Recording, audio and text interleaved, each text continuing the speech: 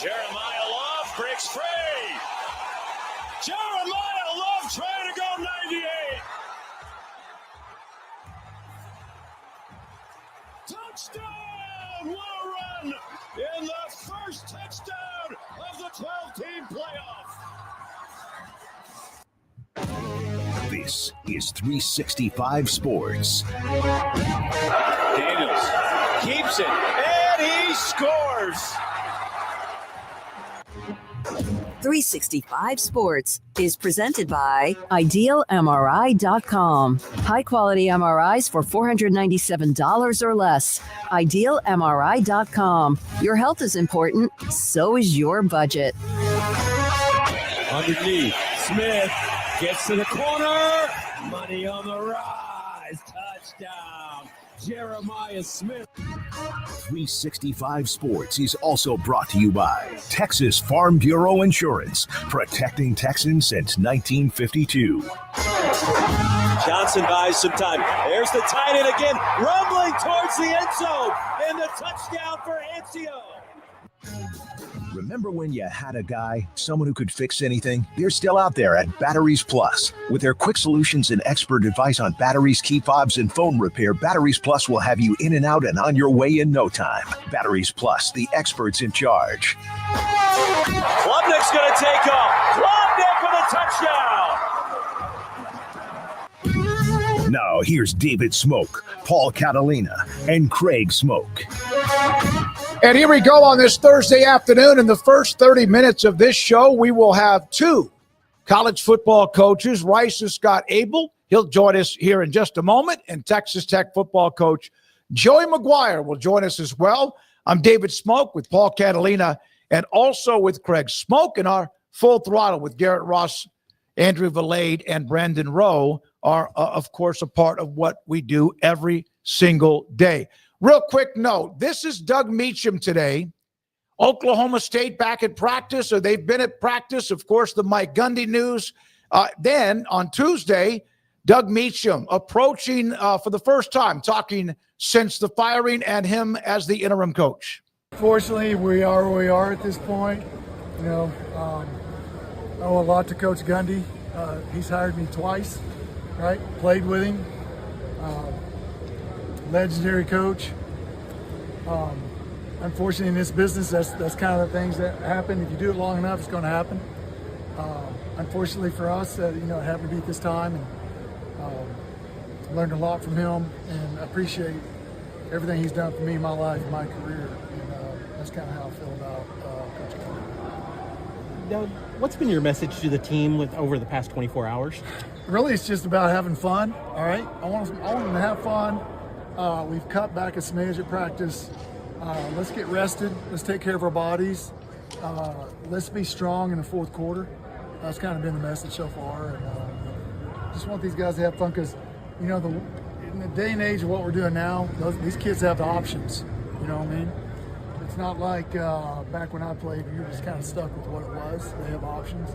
And not to say that we're not going to hold them accountable and work them, but at the same time, it's a sensitive time, and we want them to have fun, and we want them to go out there and battle and fight and just have fun as a unit out there this Saturday. That's Doug Meacham. Again, he was on the staff when Gary Patterson was let go at TCU. Next week, they played Baylor and won. Oklahoma State will host Baylor coming up at T. Boone Pickens Stadium on Saturday. Yeah, I think the scenario is a little bit different considering that Gary Patterson left behind his, here's my key to beating Baylor book or whatever it was. That team was that TCU team was actually a lot more talented than they were getting out of. And we saw that the very next year when they charged all the way to the national championship game. This Oklahoma State team, you can say coaching's the problem. It's talent acquisition has been their issue. It's just the least talented team that Mike Gundy's the last 2 years that he's ever had. And in today's college football, that shows more because of the way that people acquire talent. So that's going to be the big difference between the last time Doug Meacham, coached in an interim fashion against the Baylor team. Yeah, I mean, he's got to be there for his guys and got to be as positive as he can be, because the alternative is to just sit there and rot away for the next few months, and that does nobody any good whatsoever. And I think everybody would be highly motivated to get that next coaching job, in his case, wherever and whoever that might be with. And for those players, this is audition time for everybody who's not going to sit there and just eat a red shirt. They are going to go out there every Saturday for the next 2.5 months and try to put their best film on tape, try to win some football games, although they'll not be favored in a single game moving forward. I mean, we already see the effect. 20.5-point favorites last I had looked yesterday to Baylor, or 20.5-point underdogs to Baylor. I think that'll be most likely the case in a lot of their games moving forward. But yeah, sitting around and moping and not trying to be the best that you can be is just going to be an awful deal for everybody. Oklahoma State's going to be fine. They don't have to keep any of these players. They don't have to keep any of these coaches. Like, these guys are out there to do their best they can with the time they have. And for a lot of them, this is your audition time. So I like that he's focusing on fun. I think after what they've been through, fun's probably the best motivating factor you could give any of these guys. And there should be no expectations other than just to do your best every day. Go out there and play football the Cowboy way, whatever that way is under Doug Meacham. Respect the legacy of Mike Gundy, but go out there and just let her rip, man. I mean, you have nothing to lose at this point except for more losing. And, that's not the end of the world, because the world's going to turn into this new era here in the next few months for Oklahoma State. So, I think Doug Meacham is a solid enough interim head coach with a lot of experience. And so I'm curious to see, starting on Saturday, just kind of how they look. I know there's the rumors swirling about Haas Haney maybe being back sooner rather than later. I think he helps you. I don't know if it changes the game as far as the season outlook or anything, but do the best you can with the time that you have and what you've got, and let's see where it all lands for Oklahoma State. But nobody's expecting them to be world beaters at this point. I heard last night, maybe it was a couple of nights ago, Bochy, the Rangers manager, who has this unbelievable history of World Series championships, including with Texas, what was it, in 2023, about this team, the Rangers. Here's an analogy. They've been on a bad slide. They were in the playoff race just 10 days ago, and they've been done. They're toast. But he said this is when you find out about your character. Oklahoma State has a coaching change. Either you're already worried about what you're going to do in the portal, or you're going to worry about whether you're going to be at Oklahoma State or whatever. Go out. You got to play. You got to go out and do it. You're getting a scholarship, et cetera. Bochy talking about players. There's only, a weekend. This is it. In Major League Baseball, you can, especially for the fringe players and others, or free agent guys who you're not so sure you want to keep. This is when you're watching them now, when you can't make the playoffs and how they finish out the season. It'd be one thing if it was the old college football where these guys are just under scholarship and basically under lock and key, and whatever head coach came in inherits these guys, and they don't really have a choice in the matter or risk sitting out an entire season, which you look at the old rules and now you look at them in this new light, and it does seem so archaic and restrictive how it was set up there for such a long time. So that's a gift and a curse, obviously. I mean, you've got guys that are taking red shirts rather than playing a little bit more for their team because they want to go ahead and start getting a taste test of the portal and all of that. But yeah, for these guys out here, it's a different world now where there is plenty of motivation still to be found just outside of your self-respect and just being the best that you can be. There is all of these opportunities that could come your way from other schools or from this new coaching staff. So, there's nothing to keep your head down about at this point. And I know Gundy got his chance to visit the team to some degree. Yeah.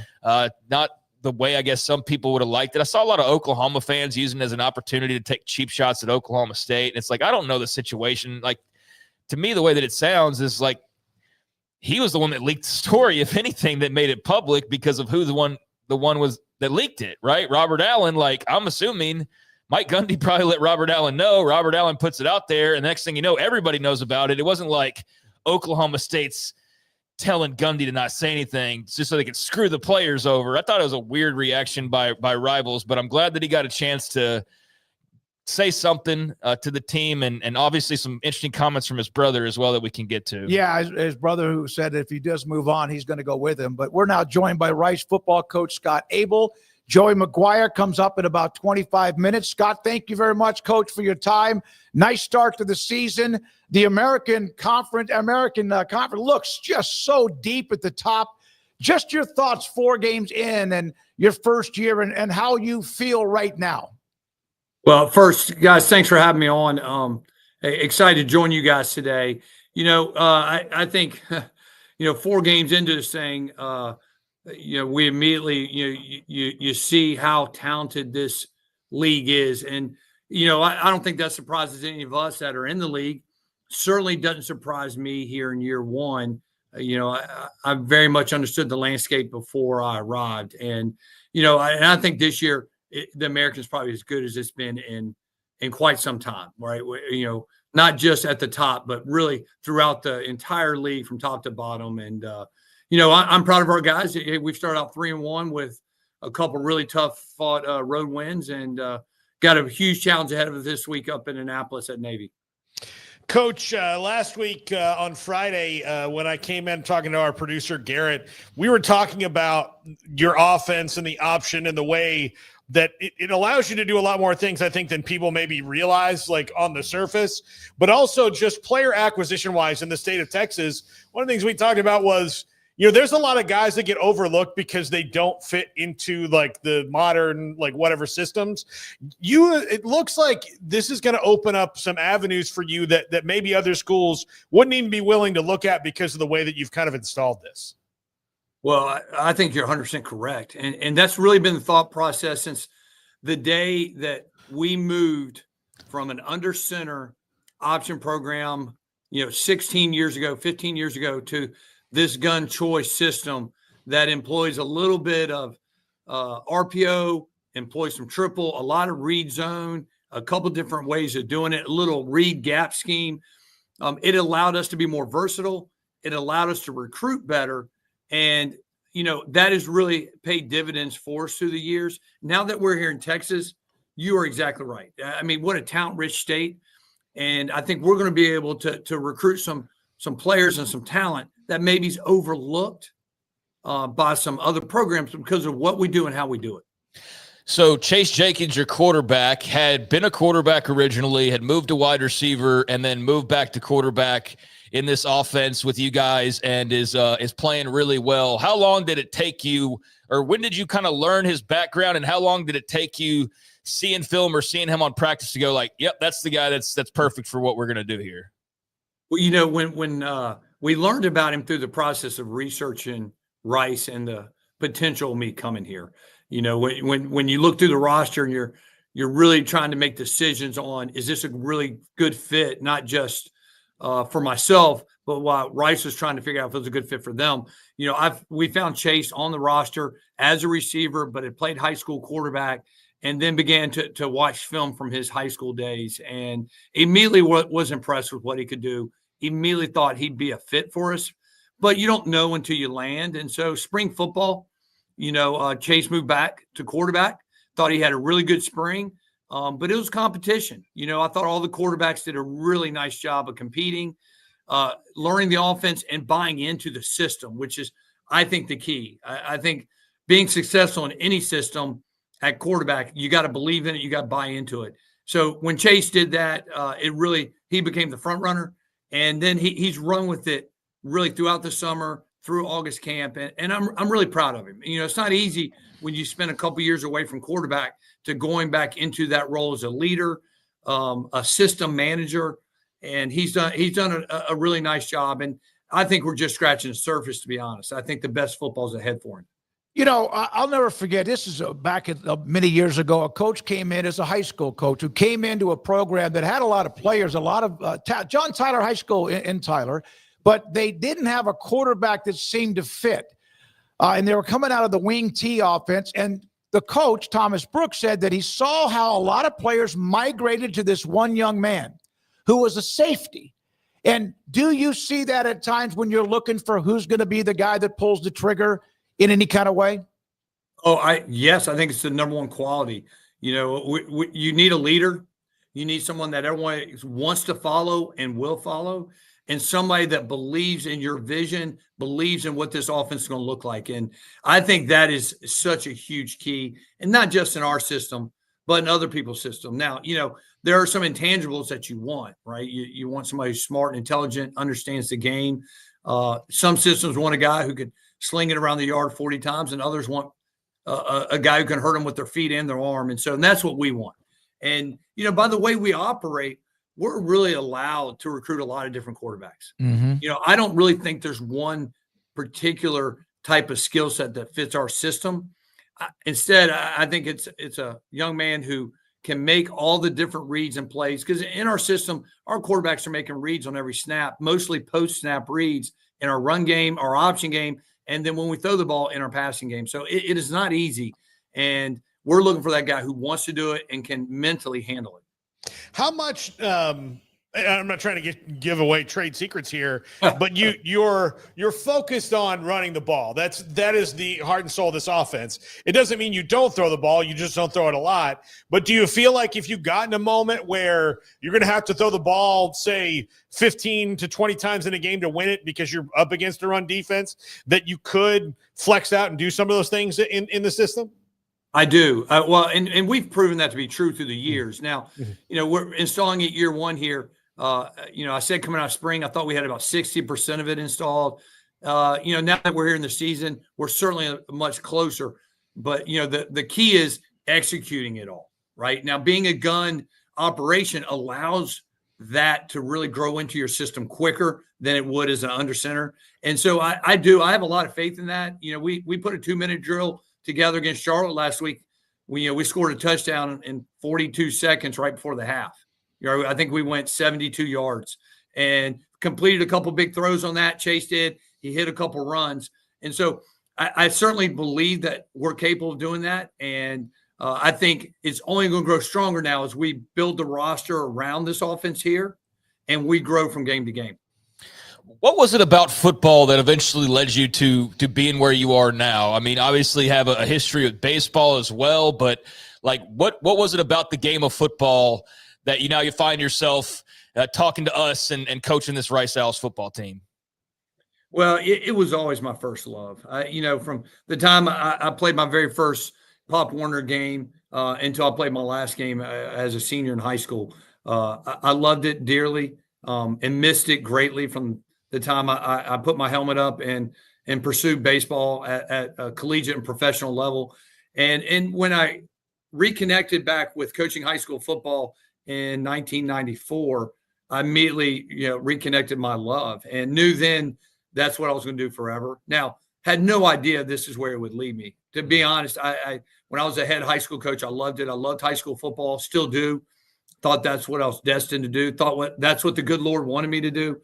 And, opportunities have exposed themselves, whether it's going to Washington Lee in 2008, going to Davidson in 18, or coming here.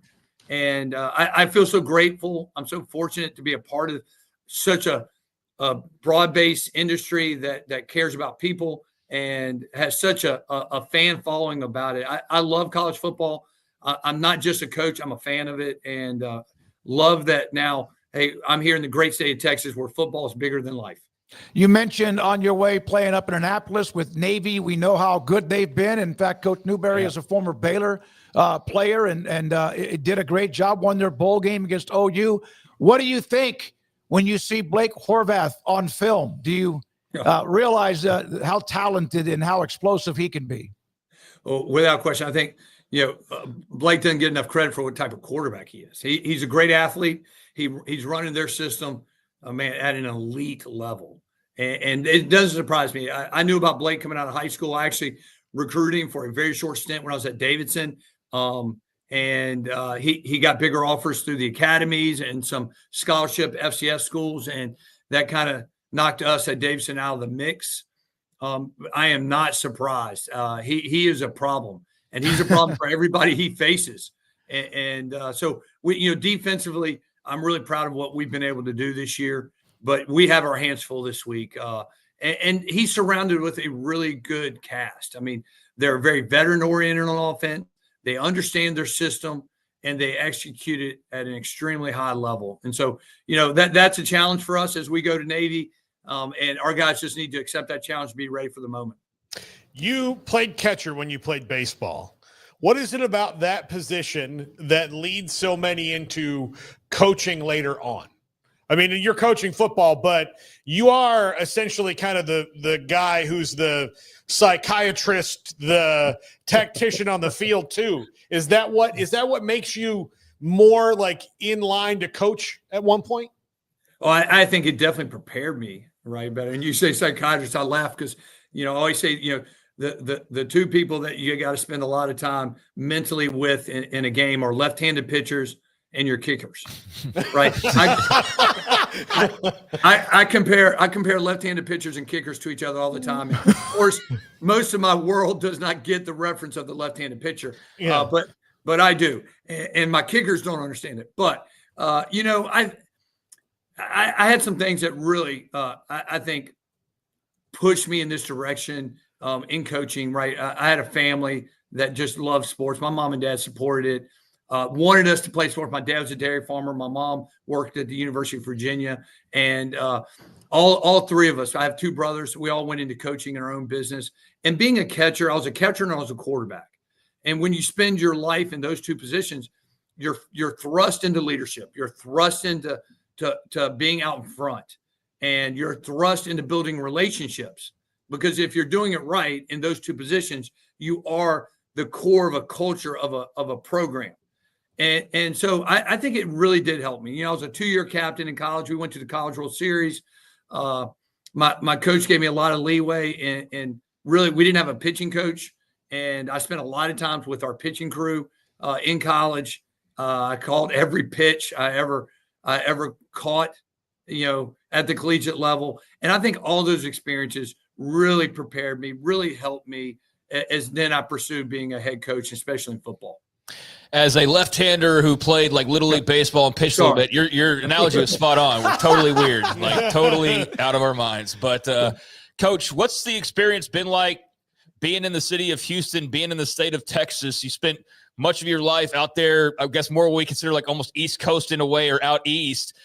You're in one of the largest cities in America, a very diverse place, and the heart of high school football is right there at your fingertips everywhere you look around you, and for hundreds of miles in every direction. What's your Texas experience been like thus far, and has it been eye-opening in any ways? It's really been what I imagined. I've recruited Texas for years, for really decades. My previous two college programs at Davidson W&L were national recruiting programs because of how high our academic merit was at both those places. So you had to go everywhere. So we've been in Texas for years. And if you know anything about football, you understand the importance of that. And I'll tell you a quick story. In I think it was 2005 or 6, I won my first state championship as a high school coach. And you're asked to speak at these clinics. And for me, it was up and down the East Coast, Baltimore, Atlanta. And I came home from a couple of those clinics, and I had listened to some coaches speak that were from Texas. And I told my wife, and Georgia, by the way, I said, hey, if I'm going to keep doing this at the high school level, we're going to have to move to Georgia or Texas because they do it different, And so you understand that when you're not in Texas. And so the opportunity to come here, man, what a blessing it was. And Houston is a great, big, diverse city with an unbelievable culture. And I love that, right? Football and our football locker rooms are about that. They're about bringing people from all over the world together, from different cultures, to build something greater than yourself. And that's what Houston is. And that got my wife and I really excited. And, we are from the East Coast, but, traveling around through football these last 18 years at the collegiate level, doing the minor league. My wife and I were married when I was playing pro baseball. I was in Eugene, Oregon. I was in Appleton, Wisconsin. You name it. We've been some places. And so it wasn't foreign to us. It certainly was a family move. We're honored to have that opportunity. And so when Rice came a calling, man, that really wasn't a concern. The location, we were excited about it. Scott, if you don't mind, one more question for me about we're seeing in this game earlier and earlier coaching changes. You know the story about Mike Gundy. There's 4 FBS programs already looking for a coach. As a coach, as a part of the AFCA, all of this, what do you see happening right now, and is it a concern for you? Not you personally, but for the game. Sure. Well, I think it is a concern for the game. I mean, and when you look at the industry as a whole, it's just the next piece of it, unfortunately, that how we've enabled athletes and coaches to kind of take the next steps without a whole lot of consequences, right? And I've said this for years, and I'll be honest, like we as coaches have something to do with it, right? When we don't honor our contracts or we leave a school after we've been there for a year to take a bigger program, to take another opportunity, that doesn't do the industry any good in it either. So we're at a point in time where now everybody kind of is like, well, we're going to react how we want to react, whether it's the student athlete who wants this transfer world to stay open all the time so they can move as they feel they need to, or the administration, we need to make moves when we're free and capable of making moves, or the coach. And so, it's kind of all caught up with us as coaches, to be honest.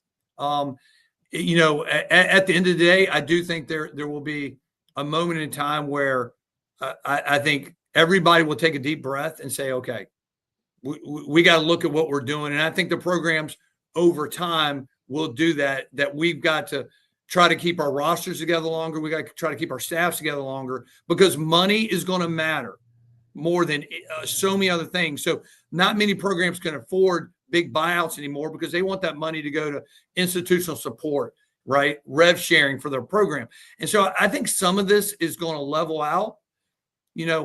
I hate it for our coaching industry, but here's what I would tell you. It's kind of at all levels, right? If you ask high school football coaches in the state of Texas, yeah, they always feel like they're one game away from being asked to step down, just like, college coaches are. So, it's a industry that's driven by results, for lack of there's really no other way to say it. And we all know that.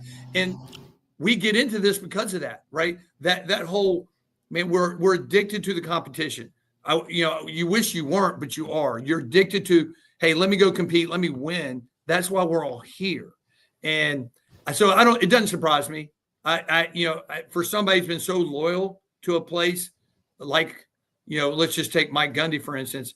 I think that one's just hard to look at. That's hard to swallow, because you think about his loyalty to Oklahoma State, not just as a coach, but as an alum, as an assistant coach, the whole work, right? How long's he been there? And that's just hard to watch. So you hate it, but it is part of the business. And I think, understanding that's really important. Thank you very much, Scott. Congratulations. Good luck with Navy. And the rest of the way is great. We had you on when you were hired, and we're glad to have you off to a good start. Thank you for your time today. Guys, I appreciate it. Go Owls. Yes, sir. Scott Abell from Rice University. The Owls are 3-1 Navy this week. And coming up, Joey McGuire in Texas Tech after the huge win in Salt Lake City against the Utes. That's next. This is 365 Sports. That's my go-to guy. Can you fix my smartphone? Yes. Do you have car batteries? Yeah. What about golf cart batteries? Of course. Battery from a T-fob? Absolutely. My boat? Huge variety. Toy boat? Sure. Motorcycles? You bet. My apartment building? Whole building. Do you have batteries for my party lights? Yeah. Batteries Plus, the experts in charge. It's back, 0% for 72 months on all 2025 Ram 1500 trucks during the Drive into Fall event at Allen Samuels in Waco. Check out a 2025 Ram 1500 Laramie Crew Cab with a massive $16,000 off, or a 2025 Ram 1500 Lone Star Crew Cab with $12,000 off, and both at 3.9 for 72 months. And if you drive a Ford, Toyota, or GM, get an extra $1,500 bonus cash. Allen Samuels in Waco. Come by, let's be friends.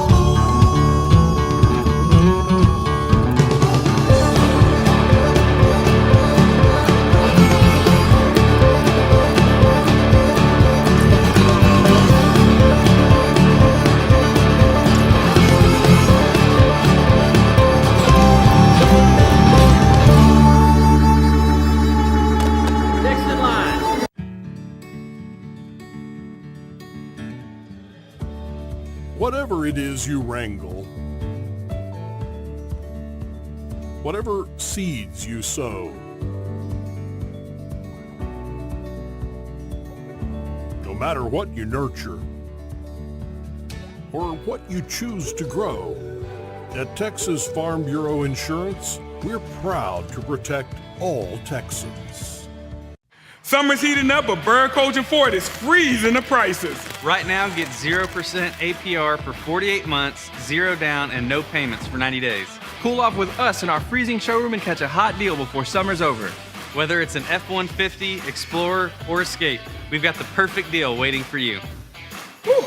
Texas weather can be crazy. Shop anytime inside our showroom or at bkford.com. Experience better at Bird Coach and Ford. As my go-to guy, can you fix my smartphone? Yes. Do you have car batteries? Yeah. What about golf cart batteries? Of course. Battery from a G-Fob? Absolutely. My boat? Huge variety. Toy boat? Sure. Motorcycles? You bet. My apartment building? Whole building. Do you have batteries for my party lights? Yeah. Batteries Plus, the experts in charge. This is 365 Sports. The 3 o'clock hour is sponsored by Waco Custom Marketplace. Meats, sweets, Texas treats, and a cut above the rest. 425 Lake Air Drive, Waco. No doubt one of, if not the biggest attention from over the weekend, and what Texas Tech did against the Utes in Salt Lake City, and what a win, dominating win, convincing win. And there's great friend of the show, Joey McGuire, Texas Tech head football coach. Joey, we're all here. We appreciate your time. Was this a good week to have a chance to take a deep breath, or would you rather have just gone right back in it and played? Well, first, thanks for having me, man. We'll find out next week. Yep. We've done both. We've played really well off a bye, and then last year we played Baylor and we laid an egg off a bye. So it's kind of, we'll find out next week. I will say this, when you go all camp, 4 weeks long, and you've played 4 games, you've got some football bumps and bruises that it does help having this week to get our guys refreshed and feeling good. We've got an old team, and so I think they'll handle it really well. You last week, I know it's 34-10, but I think that can be one of the first games in a long time that people can observe that Texas Tech has played, that you legit won that game on defense. Your offense played well when they had to, but it was 2 really good defensive teams, and you took advantage of mistakes that you caused late in the game to spread it out. How much did that maybe make your soul sing a little bit, Joey? Because we've known you since you were a high school coach. You are not an offensive guy by nature. You're a defense first guy. That had to be take you back a little bit to, man, I love knocking people in the mouth and winning like that. Yeah, it was huge. I had to do a difficult thing. We're extremely close staff. And we had to make a change on defense after last year, really year 2 and 3 of just not playing the way we should play. And then we invested a lot of resources on the defensive side of the ball. And so to have Shieldwood and his staff on that side of the ball and our players play the way they did against a really good football team in a hostile environment. I don't remember a time that I've been a part of a louder stadium than Utah Stadium. I mean, it was extremely loud, and they were geared up for that kickoff. I was going to ask you, I was trying to look through your background. I didn't think you would ever coach there at Rice-Eccles Stadium. Is that correct? Was that your first game there ever? Yeah, it was, and I will tell you what, the two schools that we play in the Big 12, BYU and Utah, when you go to their place, you better be ready. Those are the two of the louder stadiums that I've been. We played BYU 2 years ago and then Utah this year, and it was extremely loud. It was the environment for college football. It was absolutely incredible.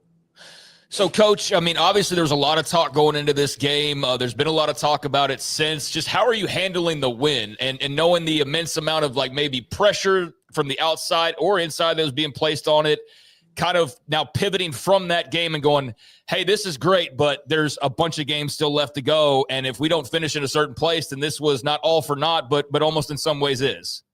Yeah, we talk about it all the time about, wins and losses, but, you can usually dig into your players a little bit harder after a win. And we're always looking for the red flags, the little red flags of things that we didn't do well that we need to make sure we're attacking before the next game. And then being real honest with your players. I think I've spoke every single day. Today was their off day. They have, Thursday, Friday, Saturday. They lifted this morning, and then they have Thursday, Friday, Saturday off, and we'll practice on Sunday. But every day this week, I've had some message, whether it be a video or another coach or something talking about handling success and then, understanding that there's a lot of things that we have to fix off of that game. And if I had a young team, I might be a little bit more worried. But I have an old team. I mean, if you go through our roster of the guys that start on both sides of the ball, you got your right tackle, who's a redshirt freshman. You have the two tailbacks that are true sophomores. And then I think that's it. Everybody else have been in college for 3, 4, or 5 years. So we have an old team that have played a lot of football. So they'll get it. Paul mentioned how you won this game. Obviously, the early dump off to Jacoby Williams out of Beckville, and he went wherever, long. You kind of flipped the script, and you guys got in there real quickly. Why was this team, though, and maybe you just answered that, but why was this team able to handle expectations? And there's a long way to go. Yeah. But this one seemed to be able to do it because that's not always the case with not only your program, but others. Yeah. So just for people around your area that will get fired up on these names, I have a lot of Terrell Bernards and Jalen Petries. Mm-hmm. And I don't mean that in their play style, which I think I do have some of those guys. Terrell and Jacob Rodriguez remind me a lot of each other. But, those guys, they controlled everything. Like, you didn't have to say a whole lot. Like, if you said Terrell or Petrie, I need this to happen in that locker room, I need this to happen at practice, guess what? It happened. And I have Skylar Gill Howard, Jacob Rodriguez, Baron Morton, Lee Hunter, Romello Height, Howard Sampson. Like, there's a big number of those guys, Coy Aiken, that it is a real player-led team. And those guys understand what we're trying to do. And it's fun to be a coach on this team when you have that kind of leadership. Can you kind of take us through a little bit of the in-depth nature of, because this is as forceful an entry into the transfer portal in particular as anyone maybe has ever made. And it's not just, sometimes you look at teams in the last few years and you see this guy was at Alabama before, and they got this guy who was at Ohio State. And they got a bunch of guys who coming out of high school were good, but by the time they're sophomores and juniors, they're just not hitting it. But you guys really, it wasn't just let me look at the rankings and look at this. It was culture fits and production and all that. What went into building and selecting these specific guys for those positions of need? Yeah, a couple things. One, you start out with what you need. And then you want guys that have played college snaps. I mean, if you're sitting there and you feel really good about getting a kid that was a 5-star out of high school, but he hadn't played college football yet, that's fool's gold. That's, if he can't play at school X, he's not going to play at school Y. I mean, it just, usually doesn't happen. And so that's part of it. Another part, we have 2 companies that we work with that they also do an evaluation. So you've got the coaches / James Blanchard personnel department evaluation, and then you have the swimmer group, and then the third company that's more of like a evaluation of NFL 1 through 10, where this guy fits, or a starter, a part-time starter. So you have all of that, and they'll that evaluation tells you how they fit in our roster. And then you call anybody and everybody. Like Howard Sampson played for Mack Brown at North Carolina. I FaceTime Mack Brown and Howard Sampson together whenever he was on our visit. And Mack had already signed off of him that this is a great kid, and he's a kid from Houston that was coming back to Texas. I was able to call Gus Malzahn about Lee Hunter. Lee would have never left UCF if Gus hadn't have gone to Florida State, and so you start calling and checking as much character as you can. But we have a very extensive evaluation. Once we decided, hey, look, we're going all in. This is what we're going to do with NIL and revenue sharing, and we're going to go attack the transfer portal. Then we wanted to make sure that we were getting the guys that could really help us move this roster in the right direction. Coach, this is kind of random, but you brought up Terrell Bernard and Jalen Petrie. How about Tyquan Thornton? And it's all full circle because he's catching passes from Patrick Mahomes, so we're back to Tech already. But I just think it's such a cool story to see Tyquan out there doing his thing and doing it with Patrick as well. Yeah, I love it. I texted Tyquan and told him how proud I was of him. He was so fired up. And then I texted Patrick, and I said, yeah, I told you he was the dude. Because whenever he went to KC, I texted Mahomes and said, hey, look, man, you got one of my dudes. I love him. I was part of recruiting him whenever we got him out of Miami. And so, Pat texted me back and he goes, man, he had a big night. So it's really cool to see those guys, the success that all those guys are having. They're Tyquan, Jalen, Terrell's killing it. I just listened to a video from their strength coach. It's about 30 minutes long, talking about Terrell's progression into being a captain. And so it's really cool to see those guys have success. It's kind of a 2-part question, but the first part is, of all of your game plan of the personnel you were going to go after and you wanted to bring into Lubbock, what percentage of who you wanted did you actually hit? I think, the defensive line has been a home run. We took Lee Hunter, we took Skylar Gill Howard, we took AJ Holmes, we took David Bailey, and we took Romello Height. And every one of those guys, there's probably 4, maybe 5 guys that will be draft picks, but all 5 will end up in camps. AJ's got another year, so he'll be back next year.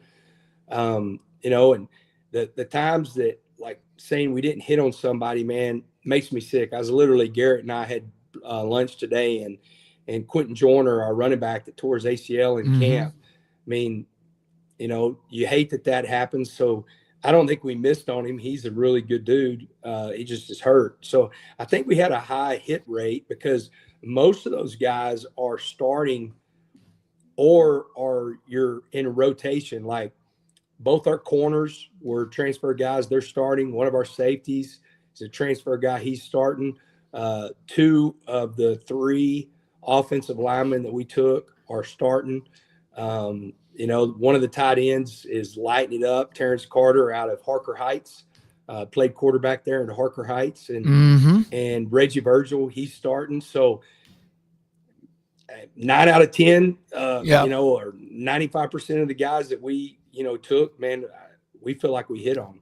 Joey, I know you've had to probably answer this a lot, but why is it that Blue Bloods can have huge budgets, spend a lot of money, have all the NIL they want and need, and yet somebody outside of that country club like a Texas Tech, everyone's like, oh my God, they clutched their pearls. Yeah, it's amazing. You know, and it's just not like we did it kind of like on a crazy high level, but there's a lot of schools out there that are doing a great job whenever it comes to revenue sharing and getting guys that people say they shouldn't get. And all of a sudden you're disrupting, kind of, we call it agents of chaos. Like we're disrupting the status quo. I saw, of course, I can't talk about the kid, but I saw Adam at Rivals say Kirby Smart's not going to let this guy out of Georgia, you know, and I mean, hey, we're going to work our butt off to make sure he's at Texas Tech. I mean, it's just it's funny, and you know, I think there's been different times that it's happened. I know at one point, you know, especially, you know, if you think about 2000, probably 11, 12, 13, 14, there at Baylor with Art Briles, there was a lot of people pissed off at what he was doing, you know, on the football field, and that disrupted, you know, some schools in this state, and so I think it's happened before. We're just going to make sure that we're going to keep at it, and man, hopefully everything pays off that we're doing. You guys clearly saw a moment of opportunity too. I think that's why a lot of people complain, is that you guys kind of mapped out the moment a lot better than other places, and you had alignment from the top down and in every direction. And so they're mad, I think, that they didn't think of it first, right? Do you get some of that, like, oh, shoot, they had this great idea, we didn't think of it first, now we're going to say bad things about Lubbock, Texas, because that's our go-to, when it's just the silliest thing in the world? Yeah, you know what's funny is, like, and it's all anonymous. You know, it's funny. I'm like, don't think we don't use it. I brought it up on Tuesday, and you know, we get it. We would do the same thing if we were in the boat, but like every social media team that we play is just waiting for us to slip up so they can put out all kinds of stuff about our roster and how much we spent and everything like that. And then you had the coaches poll, or coaches at media day. You had people saying it was ridiculous, that it was, immature. It was like all this stuff, whatever they said. I still have the article. You know, I try to use it every chance I get. But you also had a bunch of GMs and DPPs around the state. I remember there was a anonymous, the SEC, they overspent, they screwed up the deal. And man, I'm just telling you, if you could get some of the true conversations of how many people were calling Lee Hunter whenever he was at La Expresis in Lubbock, Texas on his official visit, and the amount of money they were offering him, and you think we overpaid for what they were offering, man, it's not true. It's just that we disrupted that time in college football, and we're just doing our best to make sure it pays off. Yeah, a lot of people trying to, I guess, propagandize this and also maybe kind of paint you out the villains. You might be the heroes, I think, for a lot of the non-blue blood schools that are saying we have a chance to do this too if we just rally our people together and we do it this certain type of way. It's kind of showing that there's not – you had to be 100 years of success, you know, to be a part of a seat at the table. So I think that's motivating for a lot of people, even though there's clearly a lot of jealousy from the haves and the have-nots going on right now. I don't know how Saturday could have gone much better for you. You have the injury to Baron Morton, and it somehow still turns out to be great quarterback play on the other side of that with Will Hammond. I know that you guys aren't surprised by the way he played, but just how do you handle that situation moving forward? And does the extra time allow you to kind of not have to make a decision right this second? How do you go about doing that in your position? Yeah, it was fun to watch Will. You know, and the thing that, if you think of it, it shouldn't surprise you.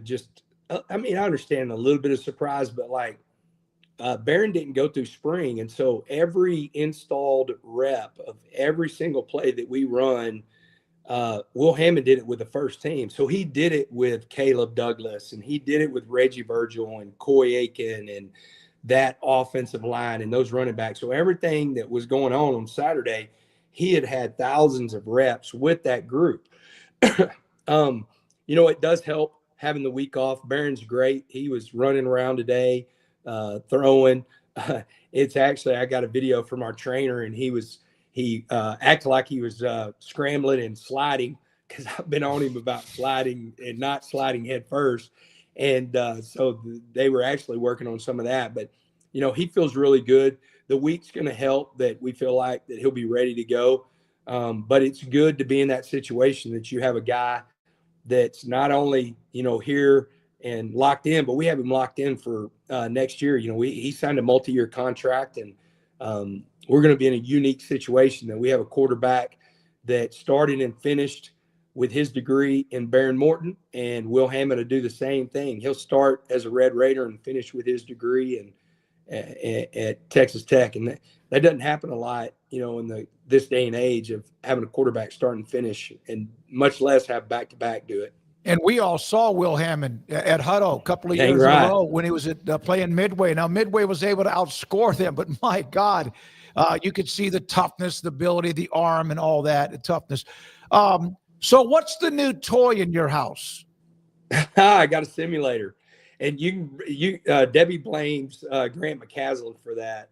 Grant and I were on a little speaking tour together, and we were talking about golf, and he was like, yeah, man, I hit it like 20 or 30 balls every night. It's kind of the way I decompress. And I was like, really? What do you mean? And he goes, yeah, I put a simulator in my barn. And I was like, oh, really? So I went home and I said, hey, Debbie, Grant has a simulator. I think I should have one too. And so Debbie, whenever the first time she was with Grant, or the next time she was with Grant, she goes, Grant, I'm going to send you the bill for the simulator because you've cost me a little bit of money. So actually I got, this is a bye week. I did everything this morning, and our guys were off this afternoon. So I came home, and I'm at the house right now, and I hit about 30 balls and just kind of relaxed and, getting ready to hit the road tomorrow recruiting. Yeah, that's awesome to have that. I'm very jealous. I have no barn, but I was told once, the way you told that story, that Grant has one, I have to have one too. We as men, we grow older, but we don't grow up. No. So the minute we like, oh, awesome toy, I need it. And then our wives are like, oh, geez. Yeah. Just pat you on the head like you're a little dog. Yeah. Sounds like the off week is also good, and we're going to let you go, buddy, because of your voice.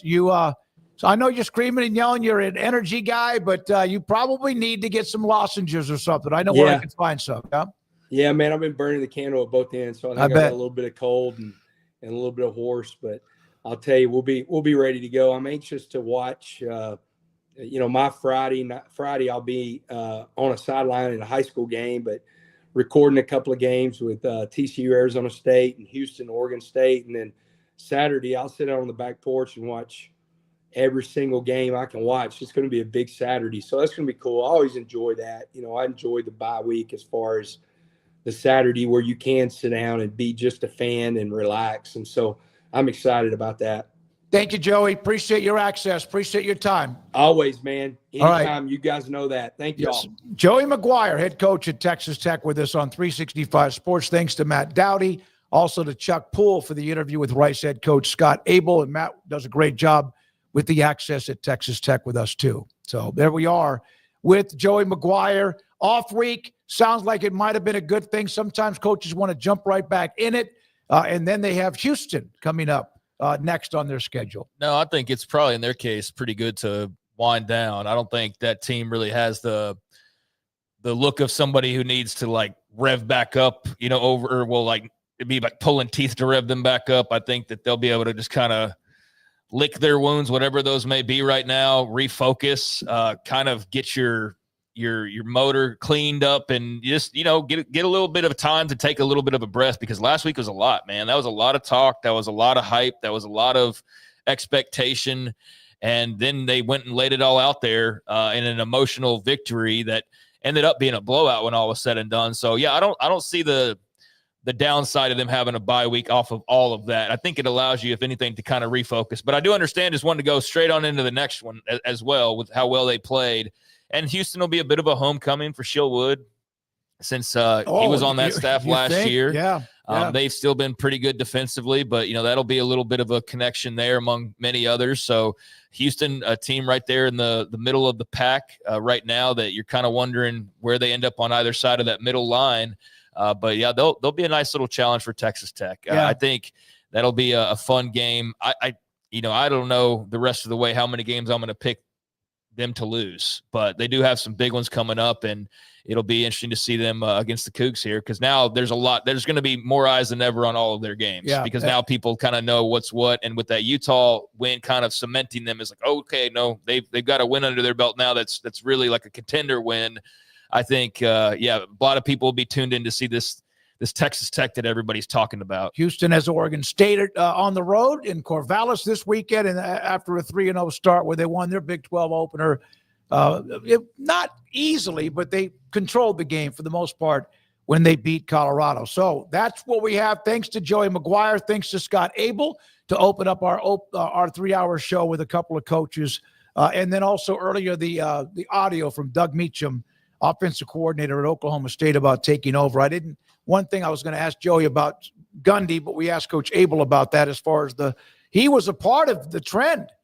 Remember now when Matt Wells was fired, and then all of a sudden Joey's on the staff at Baylor, and he moves over halfway through the season, didn't coach, but started to put together the game plan.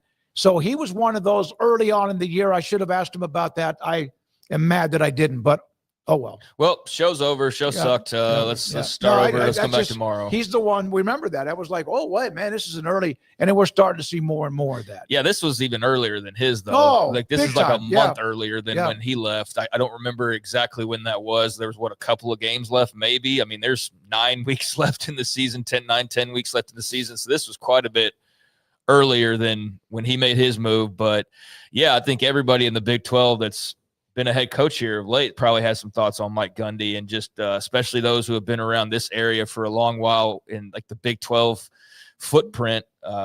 Certainly you have some thoughts one way or the other on Mike Gundy and what he's been about and done for the last 20 years. So it's still a little bit surreal that we're talking about him not being in place. I don't think it was shocking at all that he was gone, even though the timing was a little strange. It wasn't, when you hear people really drill down on what the atmosphere was like, it's not a surprise they made the move when they did. It was just clearly too toxic, and he was clearly too stubborn, and almost it sounded like coaching his way out of a job, almost as like a dare. Like, I'm going to do it my way. And well, that's the way he's been. Yeah, and if you fire me, so be it. But I'm going to be fine either way. And it's like, well, you kind of got your bluff called there, pal, I think. Yeah, and then also with Mike Gundy, I saw where Stuart Mandel made this comment. He does that question and answer, mailbag, whatever they call it.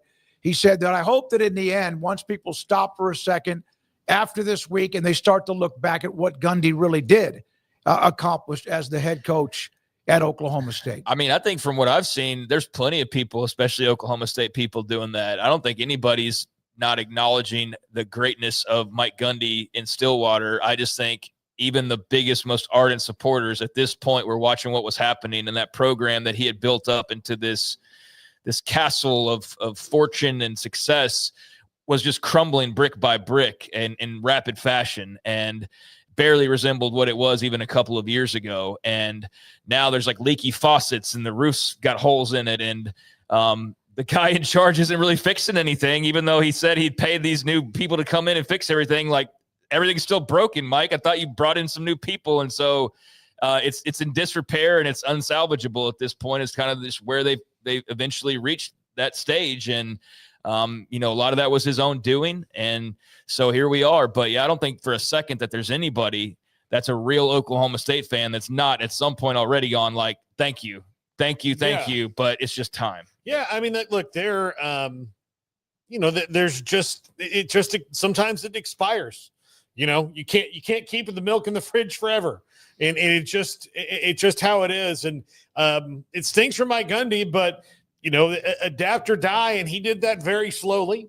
And I think that he just never felt comfortable in the new world, especially because he was at the same place he'd always been at. And so if he does go and take another job, I'll be interested to see how he changes because of that. But when you're at some place for 20 plus years in a row as an assistant and a head coach, and you are for 21 years the head coach and everything you say goes, and it went this way, and then all of a sudden the rules change and you say, yeah, I've got to change with them, but you don't really like fully embrace the change. It's harder that way. Sometimes you have to be humbled. And I hate that he's been humbled because of the losing, but sometimes maybe he needed to be humbled a little bit. Clearly, I think if anybody could use some humbling, Mike Gundy could have used some humbling, and hopefully this is humbling to him. But we mentioned it before we had to move on to the coaches' interviews. 24 years at Oklahoma State before it ended with part of that as an offensive coordinator. I mean, it's well documented his time there and what he did and all of that. I mean, it's a long career as a player, coach, et cetera, so forth. But the timing was just right. But as we were bringing up before the coaches joined us, his brother Cale on Oklahoma radio once again and making it clear that Mike's planning on coaching if the opportunity presents itself. And if that opportunity also includes the ability to bring Cale along, he said, yeah, like he would be down for it. So for a long time on opposing sidelines, but his brother's been very vocal in the last few days when this has all gone on. And that last piece I saw from him said, yeah, Mike Gundy wants to coach somewhere again. It's just all about whatever opportunity that is. And I'm curious of what opportunity that would look like, because it wouldn't be one of the big jobs. He's going to have to take a bit of a step back, one would think, if at all. Well, we don't know what else is open. What will be I'm open? just saying he's not taking the Virginia Tech job or something like that. He's not going to be the head coach of Virginia Tech. I don't know. I don't know that. I just know that there's already 4 open, and there'll be like 14 before it's all said and done. So there might be one that's very equal to where he is right now. Very well could be, but I'm just saying I don't know if that opportunity will be out there for him, and I'm curious of what that would be if there is one. Yeah. Because is it a school that's pretty well established, bringing in a pretty well established coach and just hoping that he's remotivated and he's the guy to take the Hokies over the top, or is he going to have to go down and coach a smaller school and kind of be humbled even further and take a step back? I mean, it'll all just depend on what opportunities are there. And he could always just do the analyst gig for a while. Okay. Yeah. I think he'd be really good at that. Yeah. I mean, both as an on TV analyst or also just the coach. Gary Patterson analyst. I would just say this, like, is he going to go to, say, Memphis if Ryan Silverfield? Exactly, yes. Like, if Ryan Silverfield gets a big job, is he going to go to Memphis? And Memphis might be the place, like a place like that for them to go if he's going to go down a level, because they've got this new like spending push there that might help him. Yeah, and you also reacclimate. want where he goes to a place that they're going to say, listen, we're going to be aggressive. We have to be in the NIL, and we want you to be locked in. By the way, he's not going to Stanford. That's not a match at all. Virginia Tech, you brought that up. I don't know. Precisely why he should. Yeah, exactly. Hey, he would go over well in Palo Alto. Yeah. 34 of his 58 years on earth as a player, early on as a GA, and then eventually going back as an offensive coordinator, head coach. 34 of his 58 years has been spent in Stillwater and Oklahoma State University. 4 o'clock hour, Taylor McHargue. By the way, guys, he's on the phone. He's going to be on the phone. Taylor McHargue. We'll ask Taylor about the change and much more. We are taking you up, of course, all the way into the late part of the 5 o'clock hour. We will have our Big 12 picks. I think there are 8 games this week. Of course, less games because some of those are conference games. We'll do that. We appreciate you so much. Hit, if you haven't, the subscribe button. And also, I happen to get on the reels that everybody, we put them up at the end. It goes through the night. Then all of a sudden you can look at the show, and I saw some of the responses, not about so much us, but there was a couple of really nice comments about what we do and how we are hopefully cover the entire country whenever we can. And I responded to a couple of you that did that. Thank you so much for watching what we do, whether live, and most of you probably watch it later in the day. This is 365 Sports. Waco Custom Marketplace, your hometown grocery store, located on Lake Air Drive in Waco. The Bauer family, they are the ones that, of course, have owned the company. Mr. Bauer's father started it like the old-fashioned meat house. I mean, beef and hanging. You saw the product in the freezer area, and they were just fantastic. And they also were able to distribute a lot of what they do, their product, to local restaurants or restaurants around the country. I was up in Dallas. This has been a while back. And all of a sudden, I'm driving 35 up towards Dallas, and I saw this box truck. It was Waco Custom Marketplace. They were taking, I'm sure, steaks or seafood, pork, poultry, all of the above, and seasonings and more, marinades up to somebody, maybe to drop off at a couple of handful of restaurants. And that's what they do. They can do that throughout the state of Texas. And they have a phenomenal, really quaint, almost like grocery store feel, but full-service butcher shop, full-service bakery, all the marinades and seasonings you need for anything, including tailgating, tri-tip, brisket, and more at 425 Lake Air Drive in Waco. Alan Samuels in Waco, your Central Texas commercial headquarters. Get a new Ram 2500 crew cab starting at just $43,990. Don't miss the savings during the Make This the Summer event. Alan Samuels. Come by. Let's be friends. Let Camille Johnson Realtors guide you seamlessly through the process of buying your dream home or selling your current one. Commercial, farm and ranch, or residential, Camille Johnson Realtors can smoothly and successfully lead you through any transaction. With a team of 28 experienced agents who are excited about serving you, Camille Johnson Realtors services the entire greater Waco area. If you're in the market to buy or sell, contact Camille Johnson Realtors, 104 Midway Center in Woodway, or find them online at www.camillejohnson.com. Camille Johnson Realtors, elegant, charming, warm. Welcome home. Pizza, burgers, and Bears football. There's no place around Waco that serves them all other than Bubba's 33. Come show your green and gold and enjoy some of Waco's best food and beverages while watching your favorite team, the Bears. When real Bears fans get hungry, Bubba's 33 is the #1 spot for ice-cold drinks, hand-stretched, stone-baked pizzas, and bacon-infused burgers. Join us for indoor or patio dining. Bubba's 33, Waco's restaurant and proud supporter of Baylor Bears football. Sick 'em, Bears. Don's Humidor, your home with a 48-foot walk-in humidor with the elite cigar brands from around the world, including the #1 cigar of the year, Aging Room Cuatro Nicaragua. Plus, they have the great brands like Macanudo and Artur Fuente, Rocky Patel, Aston, and so much more. CBD, great for sore muscles, aches and pains, sleep, Vita Dreams, and anxiety, mild depression, general health and wellness. Their staff very knowledgeable on the subject. Don's Humidor in the Townwood Shopping Center off Valley Mills in Waco. Ready to take your business to the next level? Carrion Solutions has got you covered. We deliver world-class IT consulting, including Quest On Demand and Migration Manager, M365 and Exchange migrations, Active Directory assessments, security hardening, and Windows Server upgrades. Our experts specialize in consulting, monitoring, support, and managed IT services. We promise vision, professionalism, and unbeatable value. Satisfaction guaranteed. If you're not happy, we make it right. Remember the name Carrion Solutions. For more info, email sales@carrionsolutions.com or visit carrionsolutions.com. That's CARRION solutions.com. Carrion Solutions, IT success guaranteed. At Ideal MRI, we feel blessed to be part of the Waco community. We're a small family business here in Central Texas. At times like this, the cost of healthcare has never been more important. And unfortunately, significant illnesses and injuries still occur. And that's why Ideal MRI is open and here to serve you through this difficult time. So if you need an MRI, ask your doctor about Ideal MRI. You can schedule online in minutes at idealmri.com or call 833-IDEAL-MRI.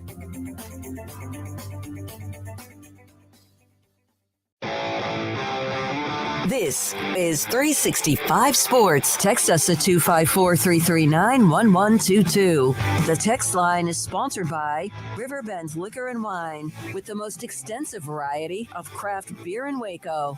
A hidden gem on Lakeshore Drive and 19th Street. Taylor McHargue, ESPN and CBS college football analyst, joins us on 365 Sports. Taylor, thank you very much for your time. Let's start with the news from earlier this week. In the Mike Gundy change at Oklahoma State, Doug Meacham has spoken with the media, the team, and Gundy talked to the team for a little bit. What was your overall reaction? Surprised, timing, or it was time? No, wasn't surprised, and I thought it was the right move. And, you know, once you lose at home to Tulsa after the streak that they've been on and the struggles all of last year with all the expectations, and then, you know, overhauls his staff, overhauls the roster, and then for the start of the season, look, it was time. And my hope is that once the dust settles and as early as, you know, once we get through this season, that Oklahoma State fans can appreciate what Coach Gundy, or maybe that's now, that Oklahoma State fans can appreciate what Coach Gundy meant to Oklahoma State, but also to the sport. We were talking this week on our show about if you had to create the Mount Rushmore of Big 12 coaches, who's on that list? And to me, he's on there. I mean, when you think about the success that he had at a program that was sub 500 for its history before he got there, I think it's him, Mike Leach, Bob Stoops, and Mac Brown of the top 4 coaches that I would have in the history of the Big 12. And again, it was a program that did not have a lot of sustained success. I think it was 17 or 18 years in a row of him getting them to bowl games. And then in 21 and 23, they're runners up in the Big 12 and knocking on the door. They're 6 inches away from making the college football playoff in 2021. So all of that to say, it was the right time. It comes to an end for everyone at some point, and most coaches don't get to ride off in the sunset. And so it was time after the home loss to Tulsa. If I put you in the room with Chad Weiberg and he said, Taylor, you got to tell me who to hire. Who's your top choice? I understand all of the Oklahoma State fans saying they want Zach Robinson. To me, an up-and-comer that is winning at a place that hasn't been able to do it before, that I don't know if they could, if Oklahoma State fans would feel satisfied with this hire, but I would want G.J. Kinney from Texas State. I think he has proven he can recruit. People believe in him. He hires well on his staff. And his ties to the state of Oklahoma from his time as a quarterback at Tulsa, I think he would ingratiate himself with the coaches in that state. He obviously has already done that in the state of Texas. And to me, those are the only 2 states that you really need to recruit if you're at Oklahoma State. And to me, G.J. Kinney would be my favorite. Any school that's in the South, for the most part, especially a Texas or Oklahoma type of school, G.J. Kinney would be my top choice. But again, Zach Robinson, their former quarterback, who's at the Atlanta Falcons now, he's going to be extremely high on the list as well. And then John Summerall at Tulane, I know he's extremely popular to me, and I don't mean this in any sort of slight to Oklahoma State fans, but to me, I think there's probably a bigger job that will be out there, like SEC kind of jobs that I would imagine, like a Florida that may come open later in the year, that I think Summerall may be a fit for. But G.J. Kinney would be my top choice if I was Oklahoma State. Taylor, the big game this past weekend that got the most discussion in the Big 12 was Texas Tech and Utah, and Tech goes in there, and by the end of it, it's clear who the better team was in Salt Lake City. I mean, it was a very impressive victory, and made even more impressive by the fact that they lose Baron Morton, and then here comes Will Hammond, and by the end of it, you're going, should this guy be the starting quarterback for this team? Just curious your thoughts on what you saw from that game that stood out most, but particularly that quarterback situation. We just had Joey on, and he obviously isn't going to reveal anything to us, but as a guy who's been in a quarterback room at the college level, how do you think they go about trying to best navigate what, you don't want to turn into a sticky situation there? Yeah, well, 2 parts. I'll do reaction first and then talk quarterbacks. My reaction was Texas Tech was the better team, and Utah was fortunate that game didn't get out of hand earlier. I think Texas Tech, their turnovers in the first half, Baron Morton did not play great. The stat that has kind of been hammered to death over the course of the week, but I'll repeat it again. Explosive plays per PFF, Texas Tech had 14 and Utah had 1. And that, I thought, really summed up the game really well, that Utah, whether it was Devin Dampier not really getting loose running the football, and then anytime Utah did catch a pass, the yards after catch was really non-existent. I thought Texas Tech was in the right spot on defense. I thought they were the more physical team. And in the second half, when Hammond came in the game and Utah started, it was a ton of man defense. Hammond made them pay, whether it was throwing the ball downfield. He had a couple of runs that he broke loose on.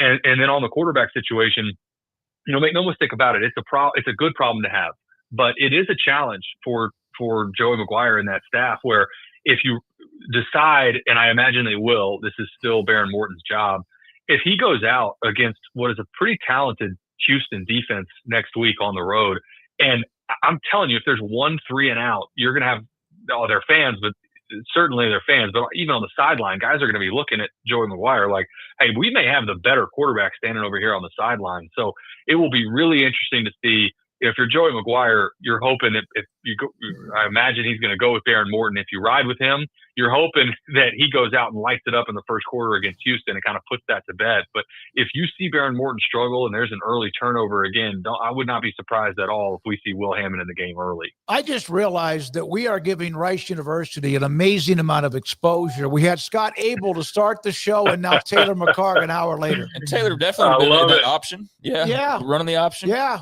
They're 3-1. They have Navy. That's an intriguing matchup, and that conference at the top of the American is really good.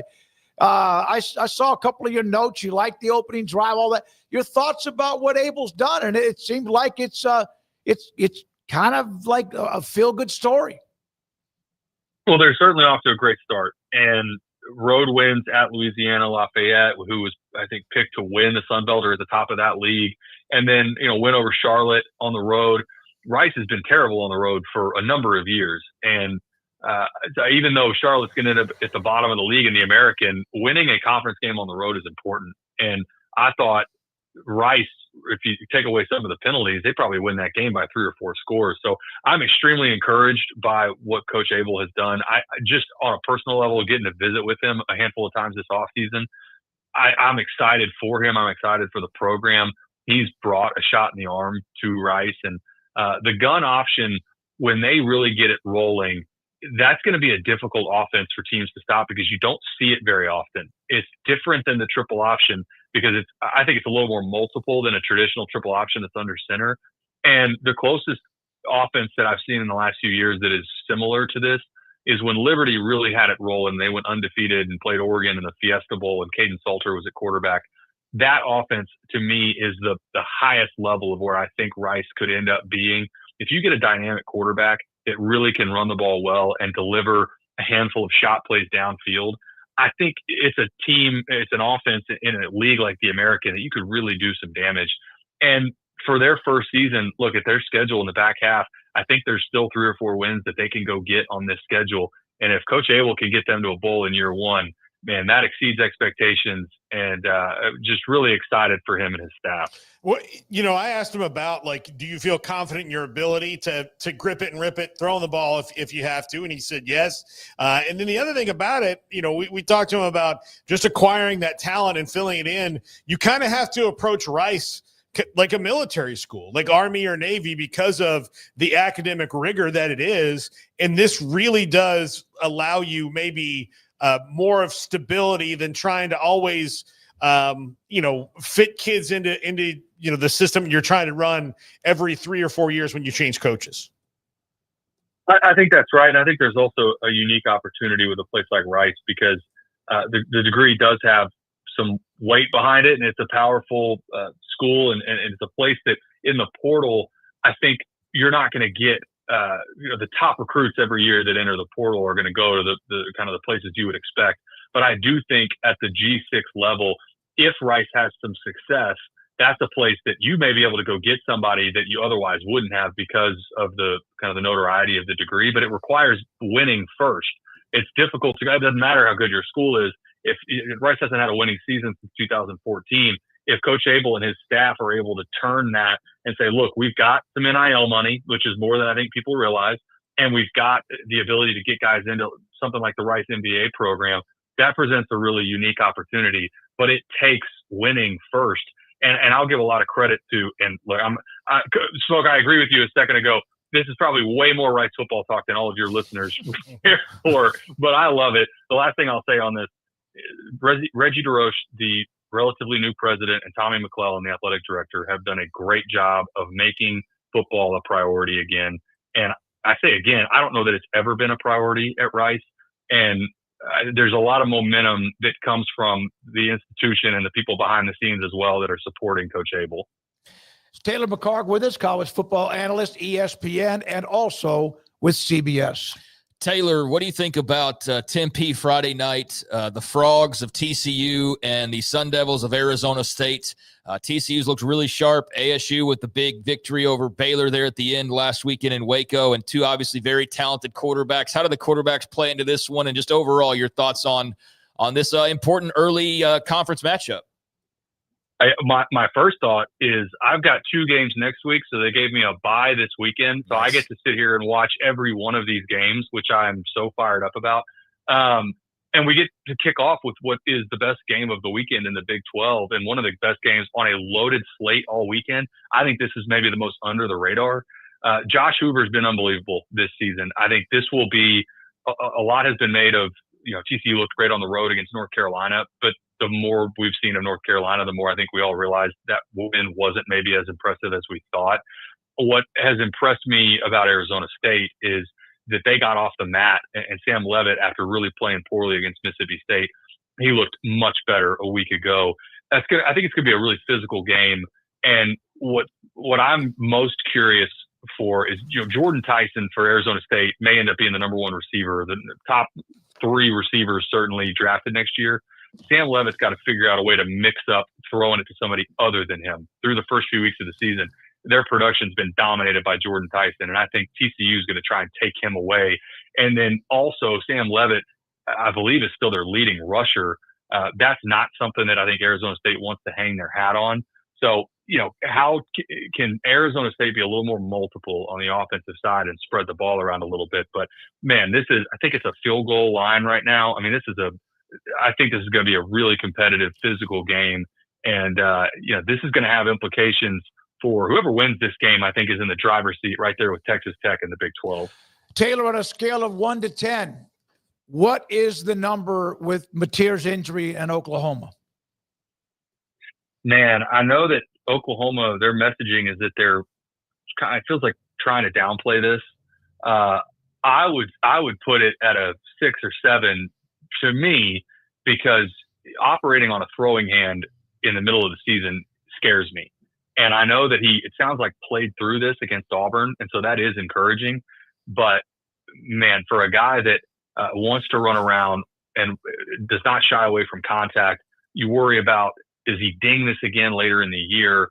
And I get, if you look at Oklahoma's schedule with the bye week coming up, I think, and Kent State, I believe it is, it's this weekend. I get that they're trying to knock this out now because they feel like the game that they really would be most worried about is Texas. I worry about later in the year, does this any sort of re-injure this or get it banged up again? But hope that it's just the 4 weeks that they talk about. But anytime you operate on a throwing hand, that makes me really nervous. Taylor, what's your favorite game this weekend? I think it's Oregon and Penn State. I think Georgia and Alabama, it's hard to pick against that. But Oregon, Dante Moore has been unbelievable. And I just want to see, is Penn State for real or not? This is a team, I picked them to win the national championship. At the beginning of the year, CBS had us put together our graphics for, all the superlatives and who do we think wins the national championship. And I put Penn State. And I haven't seen anything from Drew Aller that really gives me a lot of confidence in that to this part of the season. Now they get Oregon at home, obviously, and it's a whiteout environment. It'll be unbelievable. But if you ask me who looks more impressive through the first part of the season for 2 teams that haven't really been tested yet, I would say Oregon. So I think this is one that we will learn so much about these teams. And for all the stuff that we hate about conference realignment, it does provide us games like this, that this will be as good as it gets in our sport. Oregon traveling to Penn State for a night game. I just don't think you can beat that. Taylor, enjoy the games this week. Which game do you have? You said he's off. Oh, that's right. I got 2 next week. I got that Thursday night in Las Cruces for New Mexico State, and then I've got Fresno State on Saturday night. Okay. So they gave me an off weekend, so I'll be sitting on the couch watching a bunch of football. Well, that's always fun. We've done that earlier this year. I mean, it's just sit there at 11 until whenever. Thanks for your time. That's right. Hey, watch. Enjoy the weekend. 18 games last week. Taylor, 18. I'm gonna. That's what I'm trying to compete with this weekend. So long as my wife doesn't tell me to get my butt up off the couch. Yeah, go. Thank you very much. Appreciate it, Taylor Awesome. McHargue, Thanks, guys. ESPN and CBS college football television analyst, former quarterback at Rice. So he was excited about the fact we had Scott Abell on the show. Now we have much more to get to, including a little bit later on at 5. We're going to do our Big 12 look at the schedule this week and also even pick the games. We'll do that. There's a couple of other sports notes that we have not gotten to that we will a little bit later on as well. Mickey Spagnola on the Cowboys at 1-2 without CeeDee Lamb and Booker, among others. And their game coming up Sunday night, return of Micah Parsons. That and more. This is 365 Sports. Don Humidor and Coffee Beans in the Townwood Shopping Center off Valley Mills in Waco. 48-foot walk-in humidor. 48-foot walk-in humidor. You walk in, there's 2 doors. It's so big, so long. There are 2 entry doors to get into it. And then you walk in, you just smell the cigars, the humidor, and all the great brands. Padron, Cohiba, Macanudo, Artur Fuente, Romeo and Julieta, on and on. Rocky Patel, my favorite brand of cigar. They also, inside when you walk in, there's the caraway, or I guess the table with a cash register and more, and it's all glass. And you have the lighters, torch lighters, and sometimes the old-fashioned. You have cutters, and then you also have some CBD, Vita Dreams. It's what I take most every single night, 1 or 2 gummies, and next thing you know, when I'm ready to go to bed, I'm ready to go to bed. That's not always been the case for me. I would toss and turn. But Vita Dreams, once I lay my head down, it's not like I get knocked out. It's just it's comfortable. I'm ready. I'm done. I'm in bed. And next thing you know, I wake up. And very restful, very rested, Vita Dreams, CBD. They do have, for bad days, it's a gummy with THC in it for those who have chronic pain, whether it's deep with arthritis or something worse than that, and I've been told it works. My oldest brother took it. My sister-in-law in Florida has really bad issues with her hip, and she takes it too and has told me it's worked for her too. It's Vita Dreams with Cheyenne and also with Joshua in the Townwood Shopping Center between Valley Mills and Richland Drive in Waco. Is back, and Underdog is the best place to make picks and win money all season long. Playing on Underdog is easy. Just pick whether your favorite players will go higher or lower on stats like touchdowns, receiving yards, interceptions, and more. Get your picks right and you can win up to 5,000 times your cash. You can play with as little as $1. Download the app today and sign up with promo code SPORTS365 to score $50 in bonus funds when you play your first $5. That's promo code SPORTS365. Millions of fans have already won billions making picks on Underdog. Will you be next? Underdog. Make picks. Win money. Allen Samuels House of Travel is a full-service travel agency with highly experienced travel consultants plus support staff with over a combined 150 years in the travel business. They are ready to take care of any travel situation for you, your family, and your business, and with the kind of knowledge to complete a seamless itinerary trip start to finish. They will search for the best deal to accommodate your budget from air to cars, ship to shore, hotel, and even meeting space. Name a destination and they've been there. They know the places to go, and international and missionary travel is one of their unique specialties. Allen Samuels House of Travel, celebrating 50 years in business. Call Connie, Sherry, Linda, or Bambi at 254-776-2560 or find them on Facebook or at houseoftravelwaco.com.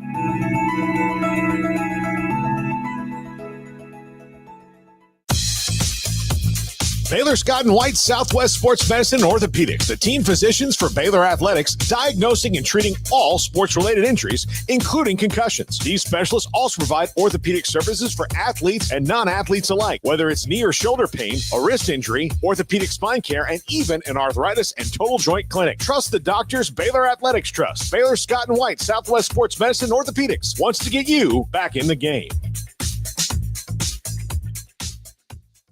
With so many companies and policies out there, it gets so confusing shopping for insurance, and I never know if I'm getting the policy that's right for me. Luckily, I met the team at the Niche Group Insurance Agency. With the Niche Group, you can go to one company and get access to coverage options from many insurance carriers, and you get to speak to a real person about your specific coverage needs. With the Niche Group, I know I'm getting the right coverage at the right price. If you need insurance, talk to the experts at the Niche Group at 1-800-258-8302. Established in 2007 and independently owned, Alliance Bank Central Texas is committed to helping families and businesses meet their financial goals. From their tellers to their board of directors, they know the importance of superior service and competitive products. Customers have confidence knowing that their financial needs are in good hands. It's your bank, Alliance Bank Central Texas, with 2 Waco locations, 4721 Bosque Boulevard and 191 Archway Drive on Highway 84, and at alliancebanktexas.com. Member FDIC and equal housing lender. Want to send a message to the show? Jump in the Rudy's Country Store and Barbecue chat room. 365 Sports, appreciate everybody, whether you're watching us on Twitter at 365 Sports YT, on YouTube at 365 Sports. Also, that chat room is going back and forth as always. Russ Dellinger, there was a Division I commissioners meeting in Chicago. They were also discussing college football playoff future, but Russ Dellinger receiving an update, long discussed concept of permitting schools to outfit player jerseys with sponsorship patches. The legislation expected to be approved in time for patches to uniforms as early as next fall. Yep. Well, we all knew this was coming. I'm curious to see, where a lot of people go and like their sponsors and who they are. And who decides that, like, what companies have not been in the college football game that decide that, you know what, we're going to do it now. We're going to buy patches on all the jerseys for this school or these schools or whatever. So curious about that. But yeah, it's coming. So if you're a person who does not like the marks of commerce, then you're going to really hate this news. Well, I think it's amazing we lasted as long as we did before pro sports leagues started putting advertisements everywhere outside of the normal baseball billboards that we got so accustomed to that were almost charming in their antiquity, like looking back on it now. But that was the same thing. It's big billboards in your face, right? And it just was a situation where those continued to grow everywhere around you. And then they're like, well, where else can we put something? On the players' uniforms. And that's been going on in some places for a while. Like European basketball, for example, has had that for a long time. So, I mean, if there's money to be made, you knew at some point there was probably going to be a situation where you had this on the table, and you hope that they'd stay true to just tradition. But I get it, and so it is what it is. And I think the good news is that there are at least some, according to the reports, that are making sure that this isn't taken over by, okay, so it's college sports, so somebody's going to take it to the extreme. And so to ensure that, I think they're working on how to phrase this to where you can't just slap something everywhere big as you want to. Like, there needs to be some sort of guidelines to it, much like you would do for an NFL jersey patch or anything like that. So you can see somebody taking maybe a little bit more extra money to double the size of the logo on the shoulder pad. I think they're going to try to prevent something like that. So long as they do, so long as it's not gaudy and distracting and just obviously hideous for money purposes and blends in the way that a lot of the NBA uniforms do. Like, if you just ask some NBA fan, would they even notice like the Chime logo all that much? Probably not. Like, they found a way to integrate it to where it's not super in your face, but the execution, that will be what I want to see. Can you do it with, you mentioned, did you say gaudy? Yes. Yeah. Tacky. Like the Mariners, they had a Nintendo patch that they were wearing for a while. Well, then Nintendo came out with whatever the newest system version that they were putting out was. I forget. It's their handheld. But I remember us talking about this because we eventually showed that they had a new patch for this new machine, and that the patch was like double the size of the old patch, and it looked stupid. Like, it looked ridiculous. And so, that's tacky. And I think if you allow teams to just have free reign, they will do whatever for the dollar and be more than happy to be tacky. So I think if they place some sort of guidelines that everybody follows, that'll be okay, and we won't notice after a while. It'll be fine. General Ursus, Tennessee fan. I don't want players' uniforms to be a freaking billboard. It's one thing to have a bowl game patch. It's another if players start looking like a NASCAR driver. What was it last year? It was like the Holiday Bowl but it was like the patch was like the entire shoulder. We don't want stuff like that. But I think the way you see it integrated, like the NBA with the Mavericks and Chime. I think mostly it'll be like on their on the shoulder, on the right arm, left arm, something like that. But again, if you look at that jersey, Craig and Paul, you have not a lot of room. There's not really a lot of room. There might be underneath the shoulder, whatever the image is. Maybe The shoulder. Yeah, I would the say shoulder on pad your- to the right, on each side. On your bicep is where it's going to have the Yeah, most room. yeah. So. Yeah, I mean that's he's wearing like dry fit underneath there. Those are Oh, sleeves. yeah, underneath. it's not. Yeah, those uniforms are usually pretty much Oh, tucked the jersey underneath. cuts off with the little mountain graphics they have there. So, Yeah. there's not really room there. There's not a lot of room with the other patches, the swoosh, the conference logo, the CU logo. So I don't know how they'll do it. Like I said, I'm not for it, but I'm not surprised we're here. It's almost amazing that we've lasted this long, and it will all be in the execution. But I do think college football fans will have swift backlash to anything that's overly tacky and gaudy. And I think voices are loud enough to allow you to have your extra money, but also try to keep it as Well, I out would of think in the your face as sponsor wants possible. to do that too. I don't think they want to. Right. If they put a patch on a jersey, they don't want to have people criticize them because it's Exactly. like all over the place. Hey, with all that's going on this week with the SEC releasing their common opponents and future, the 9-game schedule, the ACC is going to a 9-game schedule. And then, of course, the Big 12 has had that since they had 10 teams. It made sense, and then they kept it. And then there's the debate about, the Power 4 non-conference schedules. Brett McMurphy had this. I think this was yesterday. We just didn't have time to get it. Maybe last night. So this year, 6 big. Remember, they were like, and listen, it's a great conference, but they were like, hey, we play 9. And, well, they weren't the only one. But this year, there are 6 Big 10 teams: Penn State, Indiana, Washington, Rutgers, Northwestern, and Maryland, who do not or will not play, and are getting into conference play, a non-conference power opponent. Next year, there are 4 teams. I think there are 5. I'm missing one here. Indiana, Nebraska, Penn State again, Washington again are not scheduled to play a non-conference power opponent. The Big Ten pushed and pushed. Everybody should play 9. Everybody's now playing 9. Well, everybody should play 10 Power 4 opponents. They didn't say that, but now everybody else is. They're not. They're too stubborn.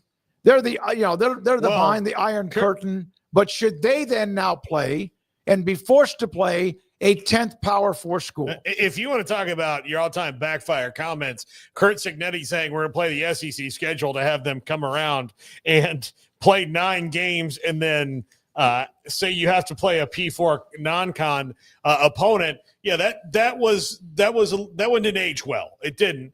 Now look, it's a third of the teams this year in the conference, 6 out of 18. It's 4 out of 18 next year. I think that since it's not like that widespread, we're not going to see them like make some sort of mandate right away. Eventually they may have to, because this kind of stuff does come out in the wash in a committee. When you have a team that hasn't played a Power 4 non-con game, and say you have a 10-2 Penn State team, well, a 10-2 Penn State team is always going to make the playoff, but does a 10-2 Penn State team maybe not get a home game because of their non-conference schedule and something like that, Yeah, I think also it's kind of unfair to label Washington when they had Washington State, and now that suddenly doesn't count. Yeah, that wasn't their fault. No. Yeah. Arizona plays Washington State next year. That was supposed to be their big power game, and now the Big 12 has the requirement of having to play a Power 4 opponent, so I guess they'll get a waiver for that since it was originally scheduled to be a Power 5 at that point. Well, I guess say it's not Washington's fault. It is Washington's fault, but still, yeah. Well, I mean, I wouldn't put them at the front of the line of the schools that left, though. I think they'd be like maybe at the back of the line. I'm not sure. It doesn't matter now. It is what it is. But, yeah, I mean, I think this is like a real gotcha thing by Brett because, like, didn't this all just occur in the last month? So now we're like, so now you don't play. It happened really at maybe in 2 or 3 weeks. So, can they have a week to respond? I mean, can we give them an off season to try and schedule differently? I mean, with all due respect, I get where he's coming from here, but I also think it's kind of an easy pot shot to throw at the Big Ten. But it is funny, and I think ultimately his original point is like, yeah, y'all were the ones trying to throw your muscle around and say, well, y'all aren't doing this. Well, now they are. Now they've called your bluff, and I think the Big Ten's will like, well, damn, we didn't think they were going to do that, so how do we respond to that? Well, in part, they responded by proposing an entirely new playoff scenario where all of a sudden their lopsided automatics are now completely equal across the board. So that's why you don't just agree to anything and everything right away, right? If you're a Brett Yormark or even a Greg Sankey, and with that, we haven't talked about it all. Ultimately, the SEC's got the final say when all is said and done anyways. But, yeah, this is this is, I think, a way to poke the Big Ten and kind of troll them a little bit. But let's give it a little bit of time as everybody's sort of reacting to these new scheduling changes. But, yeah, they need to put their money where their mouth is like everybody else. And at some point in the next couple of years, everybody, if you're all playing the same number of conference games, you're all trying to preserve traditional rivalries as much as you can. I don't see why everybody can't also agree and have the same guidelines of everybody also plays a Power 4 team. Now, this is all terrible news for those leagues that are not considered in that grouping. And I know that some say, well, it's the Power 2 anyways. Okay, well, in the A4, there's no argument against the A4 because that means autonomy, and they have that and nobody else does. So we can use that phrase instead. So the A4, I think to have it just streamline across the board would make all of the sense and eliminate a lot of these scheduling gripes that we have. I know we'll come up with something else to argue about, but if everybody's playing 9 conference games and everybody's playing at least one Power 4 opponent in non-conference, then I think we're all in a much better place. And it's just more uniform, which I like that for scheduling. Yeah, I think it's fair now with what everybody's done. They've given a little bit, then they also have their really good non-conference game, and some of them are going to have more than that. I think it's fair now for the mirror to be turned back towards Big Ten, and let's see how they respond to it. Yeah, I mean, they were the ones that were kind of barking, well, if we're doing this, y'all aren't doing this, then the others said, well, now we are, so now what? Well, at some point, they're probably going to pass a requirement to where you have to play a non-Power 4 team, right? So then we'll get to that uniformity, but yeah, that's a nice little note, but I think that's going to be really of those teams. I don't think Nebraska did cancel a future Power 4 game. They're one of the ones culprit. That's why remember the Tennessee game that they canceled. I get them being called out for that, but I do think that they acted a bit too early now when you look back on it no, you should have probably kept that game. And there's going to be more games like that being played. That's the whole point of a lot of these changes is to play more games like Nebraska-Tennessee, not less games like Nebraska-Tennessee. But ultimately, I'm most interested in how Indiana reacts to this news and what Cignetti has to say about it. I don't think Cignetti gives up 2 Fs. I don't think he does either, but I think eventually, you can't just coast and you are bragging about playing the easiest stretch that you can play when originally it was just meant as a shot towards the SEC, only for them to shoot back. And now you look like a guy potentially who's just trying to have the easiest schedule. Yeah. Yep. I don't think that'll work in your favor. Speaking of which, and how this affects, and I want to throw up before I even bring this up, but here's another story from that visit in Chicago. 10 FBS conference commissioners and Notre Dame's athletic director gathered for the annual college football playoff meeting. You guys want to hear this? They have no clue what in the hell they're doing. There is a chance that there's so much confusion, and even now there were a couple of models of 20-plus teams in the college football playoff, pushing and shoving, not that, but turf war possibly. They might be so confused and so tied up that they might stay at 12. Okay, well, if they do, then I think a lot of people would rejoice and be happy with that because nobody's begging for them to do anything other than 12. I know. I'm just that's the But story. I also think that these meetings get like Hollywood scripted when the reports come out of the drama and intrigue of the latest CFP meeting. No one's agreeing, and if they don't, then Armageddon will commence. It's like they'll figure it out, just like they figure everything out. Yeah, now they in now September, have formats 16, 28, 32 teams. Well, that's what I was alluding to with the Big Ten coming out with their new version of 20-plus teams, and all the Power 4, A4 have the equal amount of bids, which is funny because 6 months ago they were trying to have like double the amount of bids of a couple of different leagues, and now they're like, well, we'll all share the same thing, and that's what the SEC would have to sign off on. I don't know if they'll be willing to or not, but that's the final straw there is whether the SEC would agree to it. If not, then there's no movement there. If they do, then that's probably the next format for the playoff potentially. But I don't like getting into the like, oh my God, it's chaos and nobody knows what they're doing. I feel like we did that for like 6 months last year. And then eventually when push came to shove, they figured it out and they got it done. And I know there is a deadline that's looming if they want to change it for next year, but that's not my problem. That's their problem. So if you don't figure it out, I'll actually be happier because we have to actually sit in 12 and let it boil a little bit and let it become what it can possibly be versus like, oh, that was fun for 3 years. Let's go to the next one and just willy-nilly just smash the gas to more pieces of the pie being created to feed more mouths. Screw that. Like, yeah, either take your time and get it right. And if you don't, too bad. And we'll just revisit it when we need to revisit it. I think, and look, from everything I've read, John Talty today had a column about that. Everybody he's spoken with says they're pretty comfortable at 12 for 2026. This just shows me that they are very comfortable at 12, and they don't know what they're going to do. So I don't think that every time the Big Ten comes up with a new plan, it pushes back the change even further, because the Big Ten is trying to kind of run this show a little bit more than I think the others want them to. And I also don't believe that there's a format that Greg Sankey and the SEC powers that be will ever be happy with that ensures like everybody has the same and they're not at some way advantaged. Well, you heard their mouthpiece. I don't know if you did earlier this week, trying to discuss. Well, now they've made their reaction. This is what they better get it right.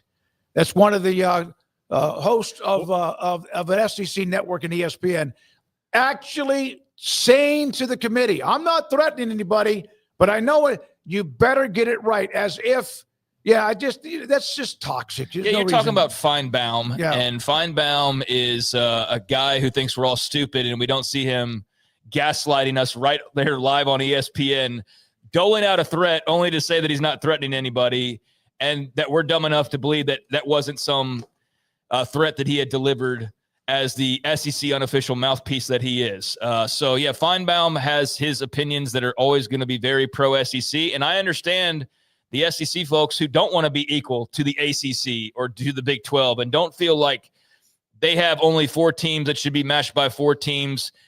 And, of course, they would be more than 4 because there would be the whatever non-conference champ bids and the non-automatic bids. Like, we don't need to get into that conversation. The latest bid by the Big Ten, by the way, didn't even mention it. It's 24 to 28 teams. Yeah. That's what I'm referring to. Yep. And an equal number of bids for the leagues and then Notre Dame.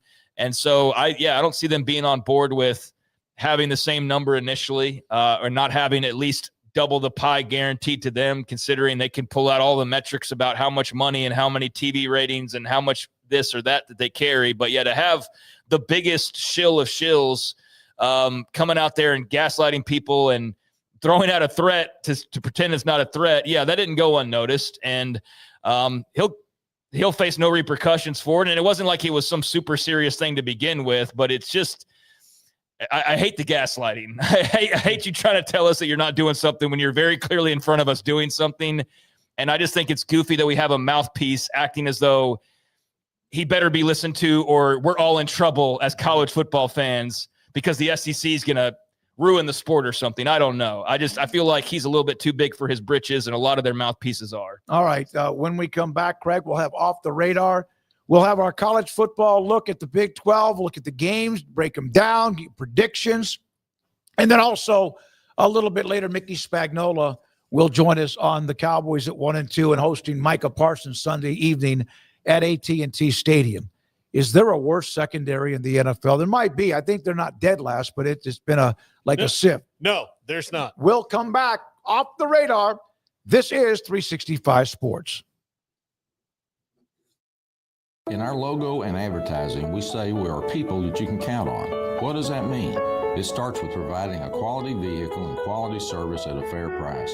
But it also means we do what we say we will do, and we treat people fairly with respect. It starts by hiring great people, good local folks who work hard with a caring attitude. Our employees are the real reason we are people that you can count on. Put us to the test and see for yourself that at Richard Carr Motors, we are people you can count on. Parenting is full of surprises. You never know what to expect.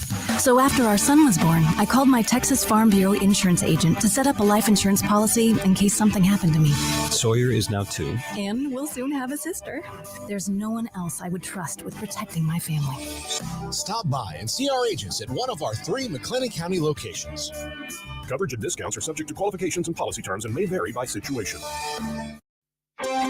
Developed by Startup Waco, a nonprofit organization, GXG is a program designed to support the entrepreneurial development of Baylor University student athletes through NIL activations. The program helps student athletes maximize their platforms and offers a comprehensive support system for them to create and grow new businesses that not only benefit themselves, but also uplift the local economy. Fans who wish to support student athletes can donate to GXG via the GXG NIL Fund, BaylorBears.com/GXG. Contributions to support NIL activations through GXG can be made at BaylorBears.com/GXG. For more information, follow @GXG_GreenXGold on social media and visit the official website www.gxg.startupwaco.com. GXG, empowering student athlete entrepreneurship and uplifting the local economy through NIL activations. Riverbend Liquor and Wine now has 2 locations to serve you. The original on Lakeshore Drive and North 19th Street and the brand new spot in downtown Waco at 600 Franklin Avenue. If you're looking for the best in craft beers or local Texas bourbons, then the original is the place to be. And for the latest trends and online phenomenons, head downtown to the Franklin location. Either way, you're going to get the same great variety, customer service, and speedy experience. Check out both locations on their Facebook and Instagram pages, Riverbend Liquor and Wine, Lakeshore Drive and North 19th Street, and now downtown on Franklin Avenue.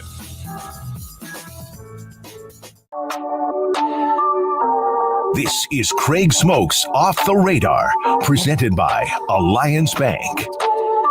They take pride in making banking easy. AllianceBankTexas.com. Welcome back to 365 Sports Time for a little Off the Radar, taking a look at some grab bag of headlines around the world of sports, just kind of going with the flow. Depends on what day and what time of year it is as to how much we have at our disposal to discuss, but a little college football to visit, at least at the start of this segment, as we do have our latest round of television ratings from this past week, which is something we always like to at least take a look at on this show and on Thursdays once those are released. So, Brandon, if you'll pop that up, that graphic about the TV ratings from week number 4, here you go with like the top, I didn't count, but looks like about the top 20 games or so. So from here, kind of far away for Smokey, I'm sure to be able to read that. What does that mean? The obvious. No, it means the absolute obvious. As Paul now puts his glasses off and on to see if he can see it. I have to. But because it's no fault other than it's just a long list, so just kind of the way it is, and we're a little farther away. So I'll read it and help out for those that may not be able to see it. But the number 1 most watched game this weekend was Florida and Miami over on ABC. 6.46 million for the Gators and the Hurricanes. That was the top game on the night, and I should always make mention with these things. If you go, well, what about that game that was on SEC Network or something? No SEC Network, no ACC Network, no CBS Sports Net, no ESPN Plus, and not even Peacock. That's where we are in the TV ratings world today, where it's like everything else was just disconnected, even though we have more at our disposal than ever. So these are the ratings that don't include those that come via Nielsen. So with that in mind, Florida, Miami, the top game this weekend. Right behind that, the 3:40 window there on ABC, you had the big SEC game between Auburn and Oklahoma that pulled in just about a little over 300,000 less there at 6.12 million. Over on CBS, the Big Ten game between Michigan and Nebraska pulls in 5.3 million. Nobody brings in viewers like the Huskers.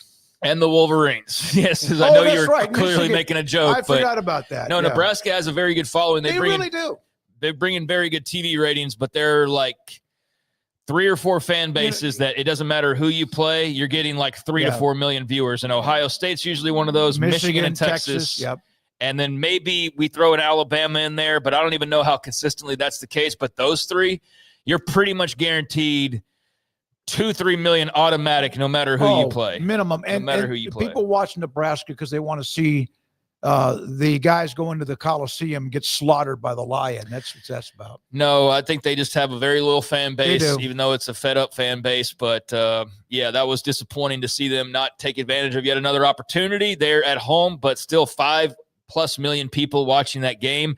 How about Texas Tech and Utah? You expected it to be the most watched game out of the Big 12 over on Fox. That noon kickoff, 4.04 million for Tech and Utah. So a very healthy number. And I think, we were talking to Zach Barnett when he was talking about meeting that threshold, right, last week of kind of the average big game number, I think is somewhere, as he said it, like 3-something million to 4 million. Well, they eclipsed and got over the 4 million mark. So I think you consider that a pretty big success.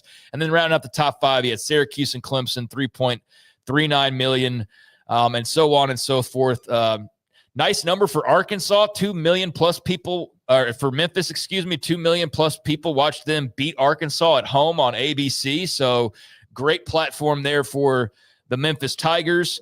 And despite not really a lot of backing behind it, you had Washington State, 1.65 million for that rivalry game. That's not quite what it used to be, but there was that. And then Tulsa, big platform, 1.5 million plus people to watch them beat Oklahoma State in Stillwater in Mike Gundy's final game on Friday night. So you can kind of parse through this the way that you would like to. But the big game this week was certainly Florida-Miami, followed closely by Auburn, Oklahoma, Michigan, Nebraska, Texas Tech, and Utah. Those 4 games all above 4 million viewers. What was the number? You said you brought this up earlier. Hold on. But the number when you can feel like you smile because your program or whoever you played, that game got it. Is it 4? I don't remember what it was he said exactly, and I don't think it's necessarily anything that's taken as fact ultimately. I think there's a lot that I think 3 plus 3, 2.4 is fine too, but I think 3 million plus, you've had a pretty good, and of course some get up into the teens. I think to have over 2 million is great. Like as it feels like a really solid number, because there's plenty of games that can get like 1 million, but over 2, I think is really good. But I think when you get into that 3, then you're like, ooh, this is really big. And then 4 plus is like massive, whatever that number might be. So I just put AI is always right? No. But for a college football game, really good viewing number is generally considered to be over 4 million. Yeah.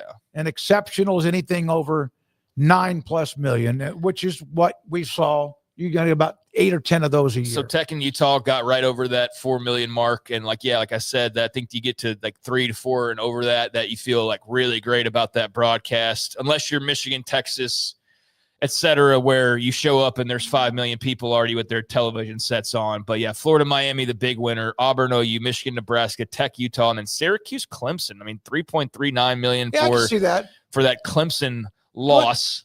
Craig, I can't see because I'm blind and I'm 66. Where's the Maryland game? Is it in Maryland there? and Wisconsin had 2 million.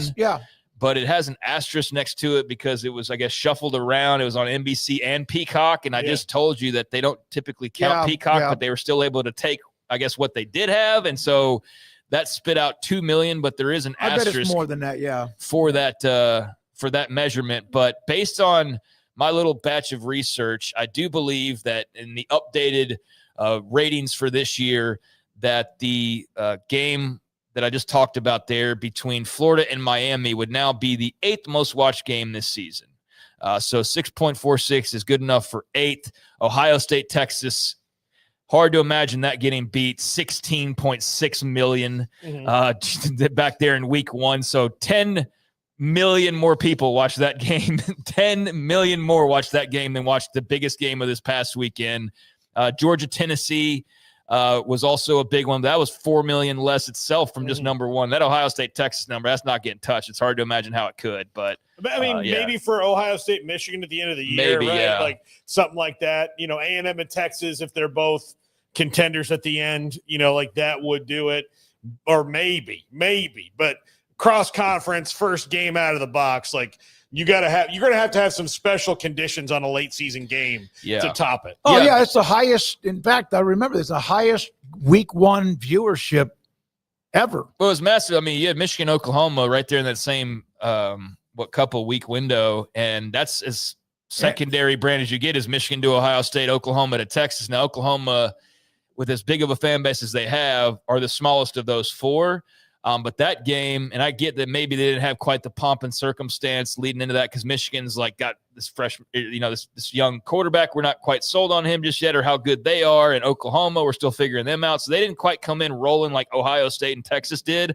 But nevertheless, they had just under 10 million. That's still 7 million short of what Ohio State and Texas got. Like, that's how massive that number was. How big that was is their semifinal game last year at the Cotton Bowl was 20.6 million. Yeah, so pretty huge numbers there. So there's the big winner, Florida-Miami for this week, but a lot of healthy viewing going on in college football these days. I think that's why you see anybody and everybody throwing their hat into covering college football these days. I think that's been very evident. You see the influx of investments into college football coverage, which can only be a good thing in my mind, mostly for the sport. Meanwhile, a couple of other things going on today, and I'm deciding which way I want to go, but let's go ahead and go with the Ryder Cup. The Ryder Cup upcoming starting tomorrow. Every couple of years, we get this mega matchup in golf, and this year we get Bethpage Black in Farmingdale, New York, starting tomorrow through the end of the weekend. 3 days, foursomes, 4-ball, singles matches, switching around the formats. I'll let the golf heads, get into the dirty details, but always a fun contest and always a lot of patriotism and just bragging rights involved. 12 Euros versus 12 Americans. It'll be Luke Donald captaining Europe, Keegan Bradley for the U.S. Gentlemen, your thoughts at all on Ryder Cup getting underway, and where is it in your fandom as far as events that you enjoy? Because we have the opportunity to kick another country's ass. Yes, it's very well. You have the opportunity, It's not really lately been kind of our thing to win it. No, Europe has beaten America's beaten their pride down. Yeah, we as a nation in the Ryder Cup, have been tough, but I love Keegan Bradley. I love it. I think he's going to have a nice run as captain. I think that everybody else loves Keegan Bradley, which is, I think, part of the problem they had for a long time in the Ryder Cup is they had a bunch of guys that didn't like each other playing either. So they made so much money. It's the pride of your country. You see that even in pro teams that go to the Olympics, and the European team won 8 of 10 Ryder Cups from 95 to 14 after basically not winning one forever. So I love Keegan Bradley's style. He's a bulldog. I really wish he was playing because he played great, but he said that's just too much on his plate. So you got Scotty Scheffler, Xander Schauffele, J.J. Spawn, Russell Henley, Harris English, Bryson DeChambeau were all qualifiers, right? Mm-hmm. Then you had Justin Thomas, Colin Morikawa, and various other guys that were captain picks, right? Mm-hmm. Team Europe, Rory McIlroy, Robert McIntyre, Tommy Fleetwood, Justin Rose, Rasmus Højgaard. Mm-hmm. Yeah, yep. Knew it. Jaron Chiavi Politelli, and Tyrell Hatton. Then you had Shane Lowry, Sepp Straka, captain's picks. Any prediction, gentlemen, on the Ryder Cup? The last time they were in the United States, Wisconsin at Whistling Straits, the United States won big. And the last time before that, they were in the United States in Minnesota at Hazeltine, they won that. But Europe, again, has been dominating. I don't even know anymore. The emotions of this. Luke Donald's the president or the captain of the European team. He's taken some shots and again, he's a good dude, but they just seem like it means more. Like, you hear about the SEC, it just means more. And it does seem that way. And it's true when the and SEC even says when it the a lot of United times. States has had a built, locked-in team, they haven't. But we'll see. We'll see. I think Europe's team is a little bit better on paper. No. On paper. Okay. On paper. I think just on paper. The odds makers disagree, but also home field advantage, boys. Home field advantage. I just can't wait for McIlroy and DeChambeau to go head-to-head. On Sunday, you know that they have to do that one, and you just hope it means something by then. So it will get underway starting tomorrow and then last throughout the weekend. But, that all at Bethpage Black out in New York. So Ryder Cup coming your way along with college football, which actually starts later on tonight. Army at East Carolina. If you're looking for some college football viewing later on, 6:30 Central on ESPN. The Pirates, fresh off the loss to BYU at home last week, feel like they're, with all due respect to Army, going to have a little bit lesser of a competition, but hell, who knows? No less tough, that's for sure. But I think BYU's a really good team that ECU had to handle last week. So now they turn around back at home again against Army. So that's tonight, again, 6:30 Central Time. But also got the NFL going on tonight as well, as we'll see the Seahawks at the Cardinals. Seattle's 2-1. Arizona is 2-1 as well. Or did I write that down incorrectly? Let me double check. No, I think I'm looking at the Army East Carolina records there. So yeah, Seahawks at Cardinals, 7:15 Central. And yes, they are both 2-1. So I was looking at the wrong part of my page there. 7:15 kickoff on Amazon Prime for you members of Amazon Prime. That's what you have in store. And I think I'll just leave it there, fellas. I think that's good enough for right now. By the way, one Ryder Cup note, if you don't mind me, and the Europeans, let's see.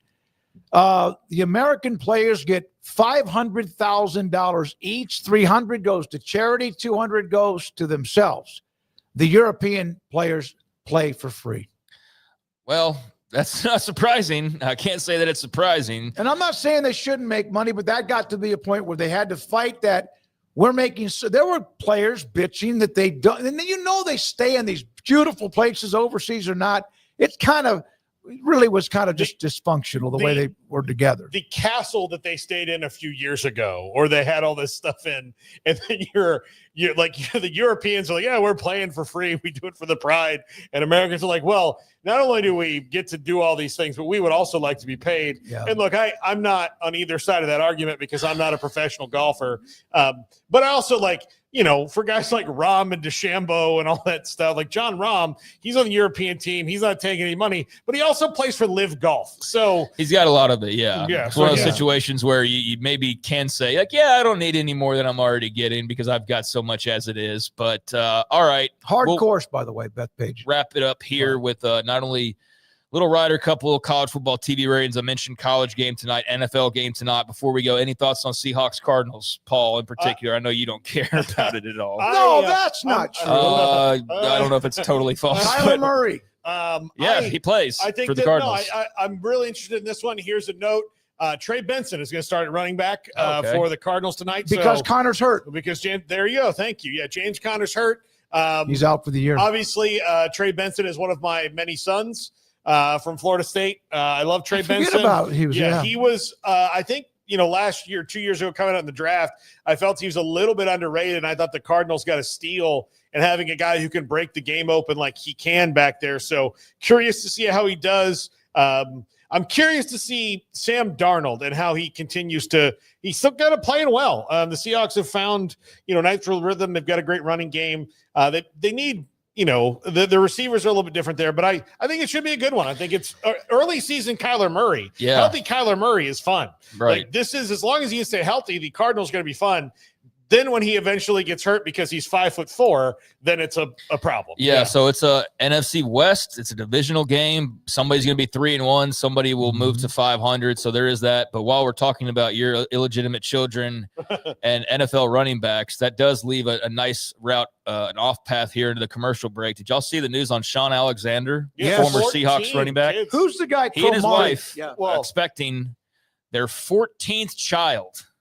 So a lot of jokes that aren't really jokes about how he can field like a 7-on-7 team here in the next few years with just his own children. That's an amazing woman, by the way. He has sprinted now past Phillip Rivers. Yeah. No, okay, Rivers, but who was the guy, the former? Cromartie had a bunch. Yeah. Now, look, Sean Alexander is probably a little easier to keep track of because they're all with his wife, his only wife. What a trooper she is. Yeah, exactly. As where Antonio Cromartie, and again, God bless him, he's a Knoll. One baby mama per child, basically. But he is a paterfamilias. He has spread his seed.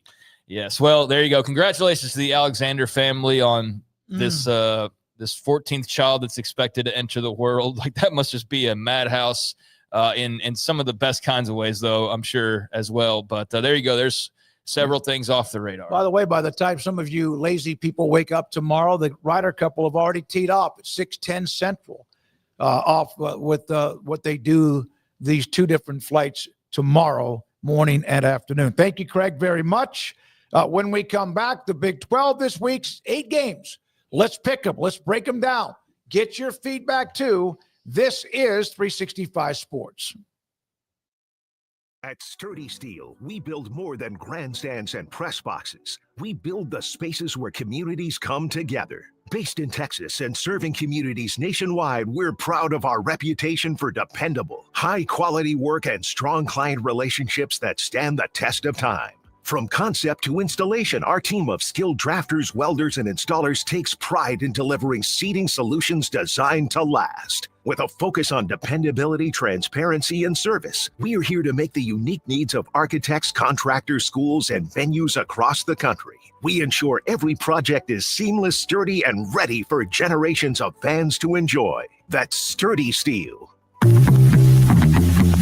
Automatic Chef is your local vending, office coffee, and micro market provider, delivering outstanding service to break rooms all over Central Texas for over 50 years. Automatic Chef brings the best products to your location at the best prices. With hundreds of choices in fresh food, coffee, snacks, and drinks, let Automatic Chef tailor a break room solution to your needs. Make break time great again with Automatic Chef. Automatic Chef Canteen, 6900 Imperial Drive in Waco, or online at automaticchef.com.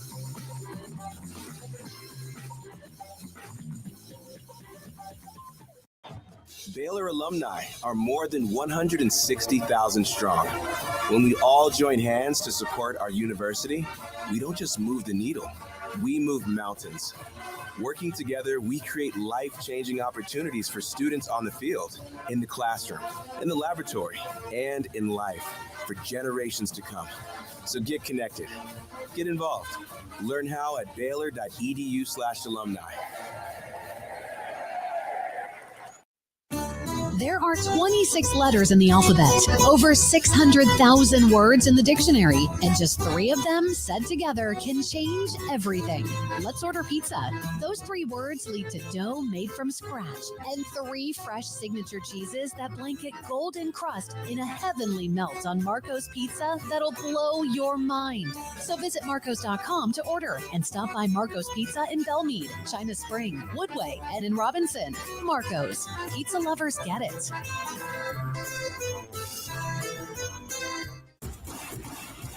Penny Clinic Men's Healthcare in Woodway is now proud to offer you men an exceptional weight management body sculpting product called semaglutide, also known as Ozempic or Wegovy.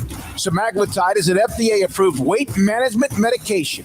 Once-a-week injections of this powerful medication offers an average body fat weight loss of 20% within the first year of treatment. In addition to body sculpting, semaglutide also normalizes blood sugars and has the clinical research proof of reducing blood pressure, cholesterol, stroke, and heart attack risk. If you're like most men and you have stubborn fat that will just not respond to typical diets and exercise, then help is finally here. Semaglutide, affordable, highly effective. Google search Penny Clinic Waco and reach out to the Penny Clinic team today for a free consultation with Dr. Petty to see if semaglutide is right for you. Go to pennycliniclowt.com.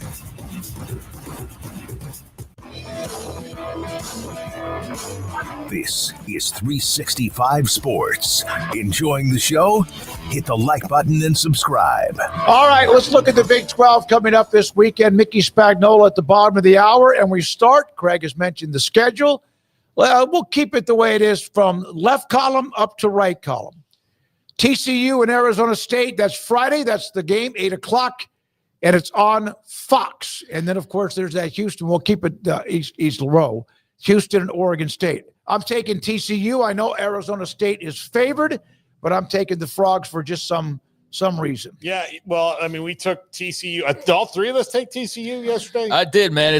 But it very much feels like my pick of who was that last week? Well, it was both Texas Tech, Utah, and Texas Tech, Indiana that I picked after we initially picked because I was flip-flopping, and I eventually picked them right. But in our official pick 'em, I had it wrong initially. So feel good if you are Arizona State because I picked TCU initially, and now I'm really feeling like I should have picked Arizona State. I don't think there's a lot that separates these two teams, though. I do think Hoover's playing better quarterback right now than Sam Leavitt is, but 2 dynamic quarterback wide receiver duos here. For those that didn't see Josh Hoover and Eric McAllister last week, ridiculous, silly numbers from that pairing. And then obviously Levitt and Tyson are dynamic in their own way as well. But yeah, right now Sun Devils are 3.5-point favorites at home on a Friday night. Yeah, man, I've gone back and forth, but I really do feel like this is a toss-up in a lot of ways between these two teams and the setting that they're going to be playing in. But should be a hell of a game. I think whoever loses is a spot behind the 8 ball, but not eliminated by any stretch, and it'll be a great win for the team that emerges victorious, because it'll be a conference win, but it'll also be quite a quality conference win as well. Now, if you're looking at it from a league standpoint, you want TCU to win so that they don't fall right back out of the top 25 after just joining it this past week. And we know Arizona State, somehow Illinois gets to get beat by 50+, and they remain in the rankings. Arizona State loses a game early on to Mississippi State. They plummet right out of it. I don't know if a win here against a top-ranked TCU would just put them right back in it, but even if it did, it'd be right back at like 24 probably. Oh yeah, they don't get the bubble. They don't have the top 25. It's stupid, bubble. But yeah, I picked TCU originally, but I've had a strong yanking towards Arizona State here the last 24 hours. Here's what makes me nervous. I picked TCU, and I didn't even look at the odds, and then I did. The odds started at 1.5. Arizona State. It's up to 2 to 3, as you mentioned, Craig, and in some cases, even 3.5. They know something.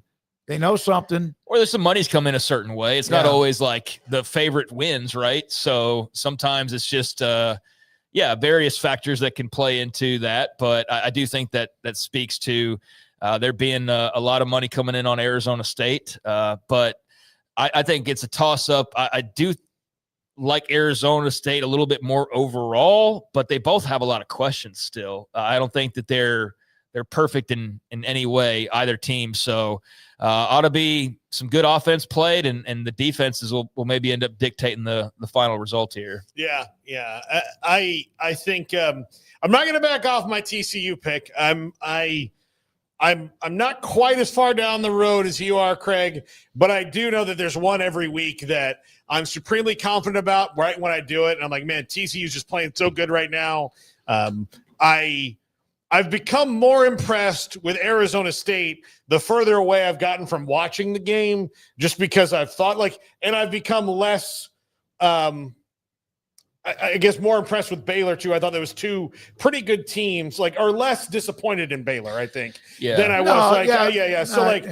So I'm less disappointed maybe in both of them. And I thought both teams looked like they were playing, and I'm not saying. And then all of a sudden, with 6 minutes left, I'm saying, do these guys realize either one can win this game, do something about it? But yeah, so in that, when talking about this game in particular, the more I get, as we get a week away from watching that game or a week past it, I'm just like, well, I mean, that was two teams that are about the same level. They're both good in spots. They both have things that they're lacking right now, but they can pretty much win every game that they play. So now I'm leaning maybe towards that Arizona State's kind of woken up. Yeah. Josh Neighbors said something to me last week when we had the interview about how it's clear to him that Kenny Dillingham hated the way the team was playing early on and was kind of hoping they got a good scare, and they did, and it looks like it's woken them up. Yeah, I think Arizona State's been effective against the run defensively. You're losing Kavorian Barnes if you're TCU. I mean, Josh Hoover can throw for 500 yards, and maybe he'll need to, because I don't see them having a lot of success on the ground. And meanwhile, TCU, really nice performance versus SMU as far as controlling the run game. And you know that Arizona State's going to want to have their Udo and Brown and those guys out there running. So, I think there's some interesting matchups here, but I'm looking forward to it. All right, we have 7 more to get to, and the next one's on the same night. Houston at Oregon State in Corvallis.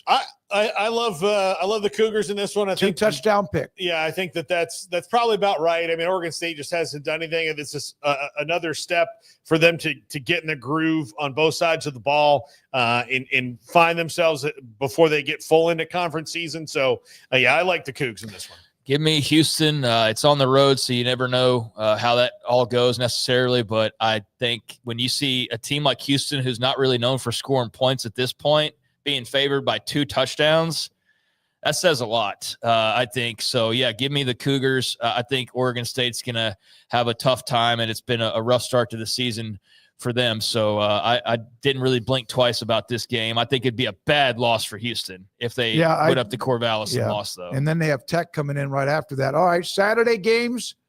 We have the first one listed is that UCF, K-State. Emotional week for UCF. I saw part of a Scott Frost interview. Very emotional because of the loss of Coach Clark. UCF's 3-0. K-State, man, it's already been a bad start. You talk about losing at home to UCF. You just wonder if they'll get out of the mud. Well, we might be talking about another coaching vacancy. No, I don't think so, even if they were to lose this game. But, I mean, you know that the message boards would be talking about it. You know that Twitter would be talking about it. Give me K-State here. I'm encouraged by what UCF's doing thus far.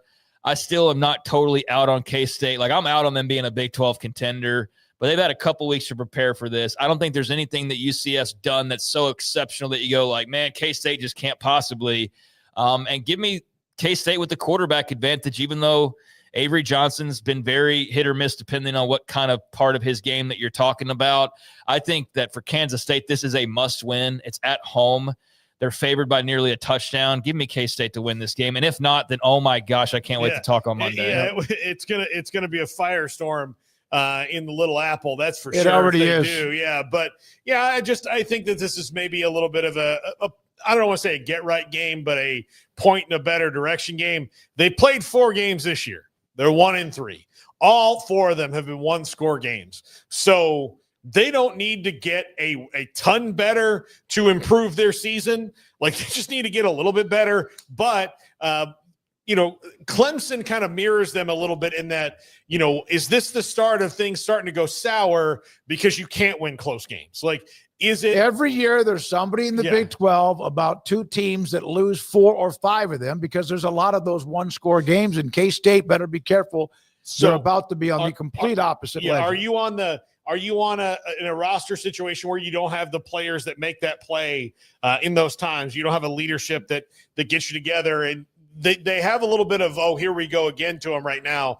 I don't think that happens, but look, Scott Frost, they've got good vibes going right now in the new era. So, and you wonder about the emotions of this week with what happened. Cincinnati will play KU. I like this game. I'm taking the Jayhawks. I liked what I saw from them last week. I just think they'll have too much firepower. I think that last week was a little bit deceiving as far as how they played in the final score. I don't think that it was a very clean game, and there's a lot that they can clean up and improve upon. But, yeah, give me them over Cincinnati. Another great little quarterback duel, Daniels and Sorsby. Sorsby, last time we saw him was lighting up inferior competition the way you'd hope your star quarterback would.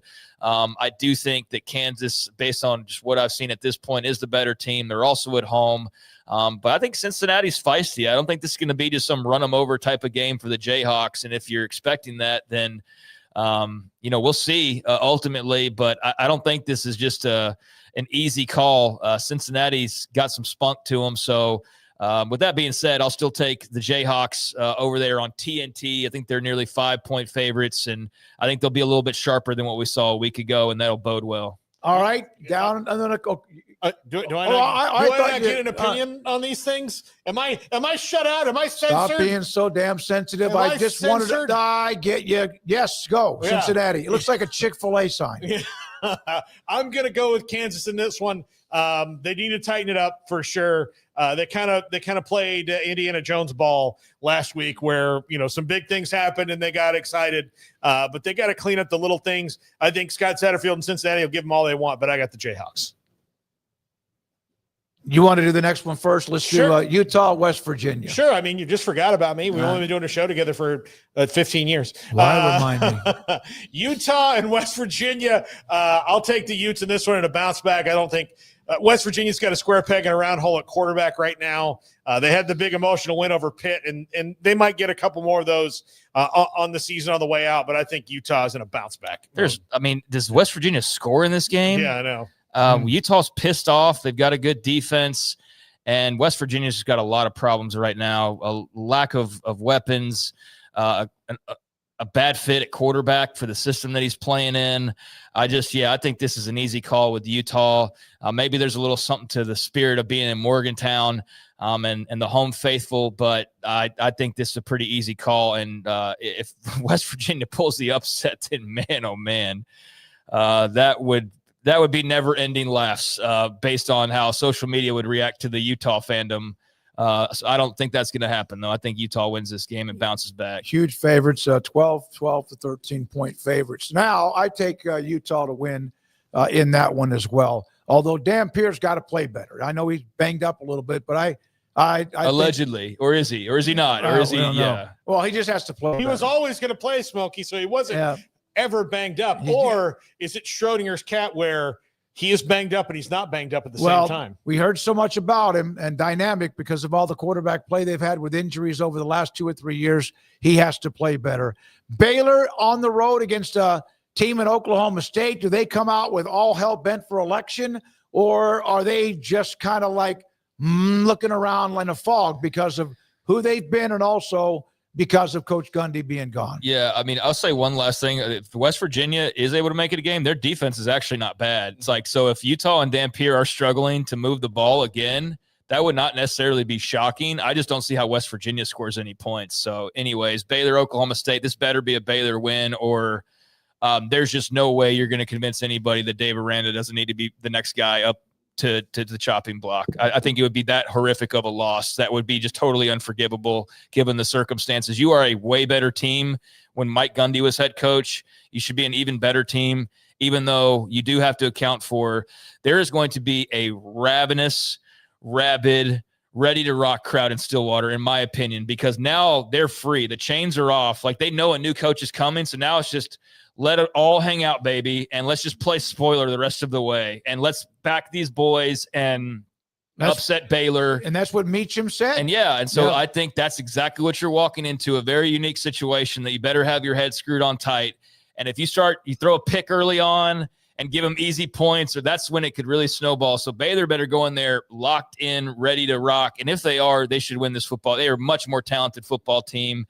I also say right now they're better coached because they have the consistency, but they got to clean up the crap from last week. The turnovers killed them. I wonder if we'll see Sawyer take off a little bit early because they need him to do that. Arizona and Iowa State. Again? This is twice. You're killing me, buddy. Oh, I'm sorry, Paul. Sweet Jesus. It hurts. It just hurts so much. I need to look for that home. Yes. I'm going Baylor. I think Oklahoma State, like Gundy or not, like Baylor's got to watch out for those things that like Oklahoma State's going to call it. Said, well, we put this in the playbook, might as well run it this week. Kind of a thing. Like they're going to have those, so don't get burned with those things. But if you just come in and play, up to your ability, you should win this game. They're 20.5-point favorites. You should win this. You should cover easily in this game, talent-wise. Easily. Thank you, Paul. Arizona, Iowa State. Craig, we'll start with you. Give me Iowa State at home in Ames. I do think this is an interesting barometer for Arizona. They've looked pretty sharp so far this season, and the K-State win was a nice W, even though it kind of got maybe some squirrely in some spots. But they pulled that one out, and I think they're off to, a really nice beginning, but I don't also feel like I've seen them super tested just yet. And I do think that will change this weekend with Iowa State, who unfortunately Conradi, their incredibly awesome kicker, is hurt, which hopefully doesn't come into play because he's obviously made some big kicks for them. But yeah, give me the Cyclones. I still feel like they're being a little bit disrespected when people talk about the rankings. It's almost like, oh yeah, in Iowa State, even though Iowa State should be, based on resume at this point and what they've done, like really the first team that's listed off other than maybe a Texas Tech after last weekend. But I don't feel like that's like, oh yeah, Iowa State and BYU and Utah and Texas Tech. And so I think it's long past time we start giving them their respect. I think people are slow to do that because it's Iowa State, maybe. I don't know. But at this point, it's their style of play. It shouldn't be that way. At this point, there's enough proof in the pudding to know that, no, they're a legit program. And so this is the kind of game the legit program will handle at home. But very curious about what Arizona looks like because, again, I have questions about them still, and I think this will be a great test to see these two matched up with one another. Yeah, I'm taking. I'll take the Cyclones at home. Yeah, they've won 2 games by a field goal, and then one by 6 or 8, and then they had the win against Arkansas State. They're not flashy, and I'm fine with that. I'd rather just be fundamentally good. and keep winning. All right, Paul. Yeah, I'll go with Iowa State in this one. I think I'm interested to see, Arizona on the road. They look like they're getting a little bit of rhythm to them, but I just think that playing at Ames at night going to be a tough thing to do. Those fans are going to be ready to go. And so it's going to be tough. It's going to be loud. And if Iowa State, they're probably going to wind up, 10-2 or something this year, and none of them might be 20-point wins. Just how they play, but they might have a bunch of 13-point wins that feel like 30-point wins because they just kind of punish you. Teams that have won the Big 12, not every year, have always had a really good record in one-score game. I will say, year I think this is going to be another one-score type of game. Like, I know I'm picking Iowa State, but I think that Arizona can definitely keep it close. I think their defense is good enough to keep it close. So a blowout win would be awfully impressive, in my opinion, if Iowa State were to pull that off, home or not. So there's a lot to like about Arizona. I just, again, don't feel like I've seen them all the way tested just yet. So this will be a great way to see that. If they can somehow win, again, we're not thinking they will, but then they come back and play home against Oklahoma State. So they're, a good chance to, not trying to say it's a double dip, but they have to beat the Cyclones first. And then a rematch of the bowl game down in San Antonio when BYU took Colorado's heart and soul, and they're playing that game as one of the games again this weekend. That's a late night game. Back-to-back games on ESPN Arizona at Iowa State, followed by BYU Colorado.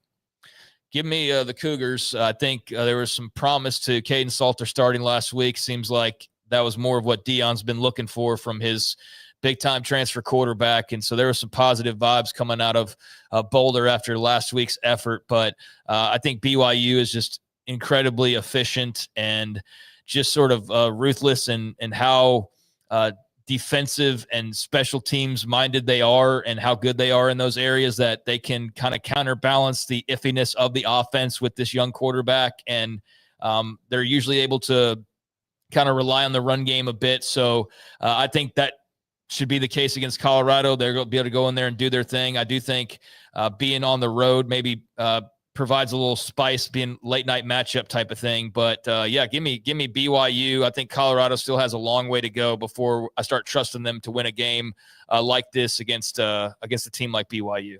All right, Paul. I'll take BYU.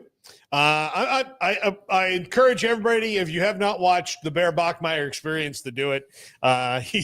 He's going to be fun. He's going to be so much fun to watch over his career, but it's really fun to watch now. Colorado just disjointed, although last week's win was really good and important for them going ahead, but they're just not as synergistic as they have been like they were last year. Yeah, it was nice to see them making some plays last week, but this is a different animal with BYU.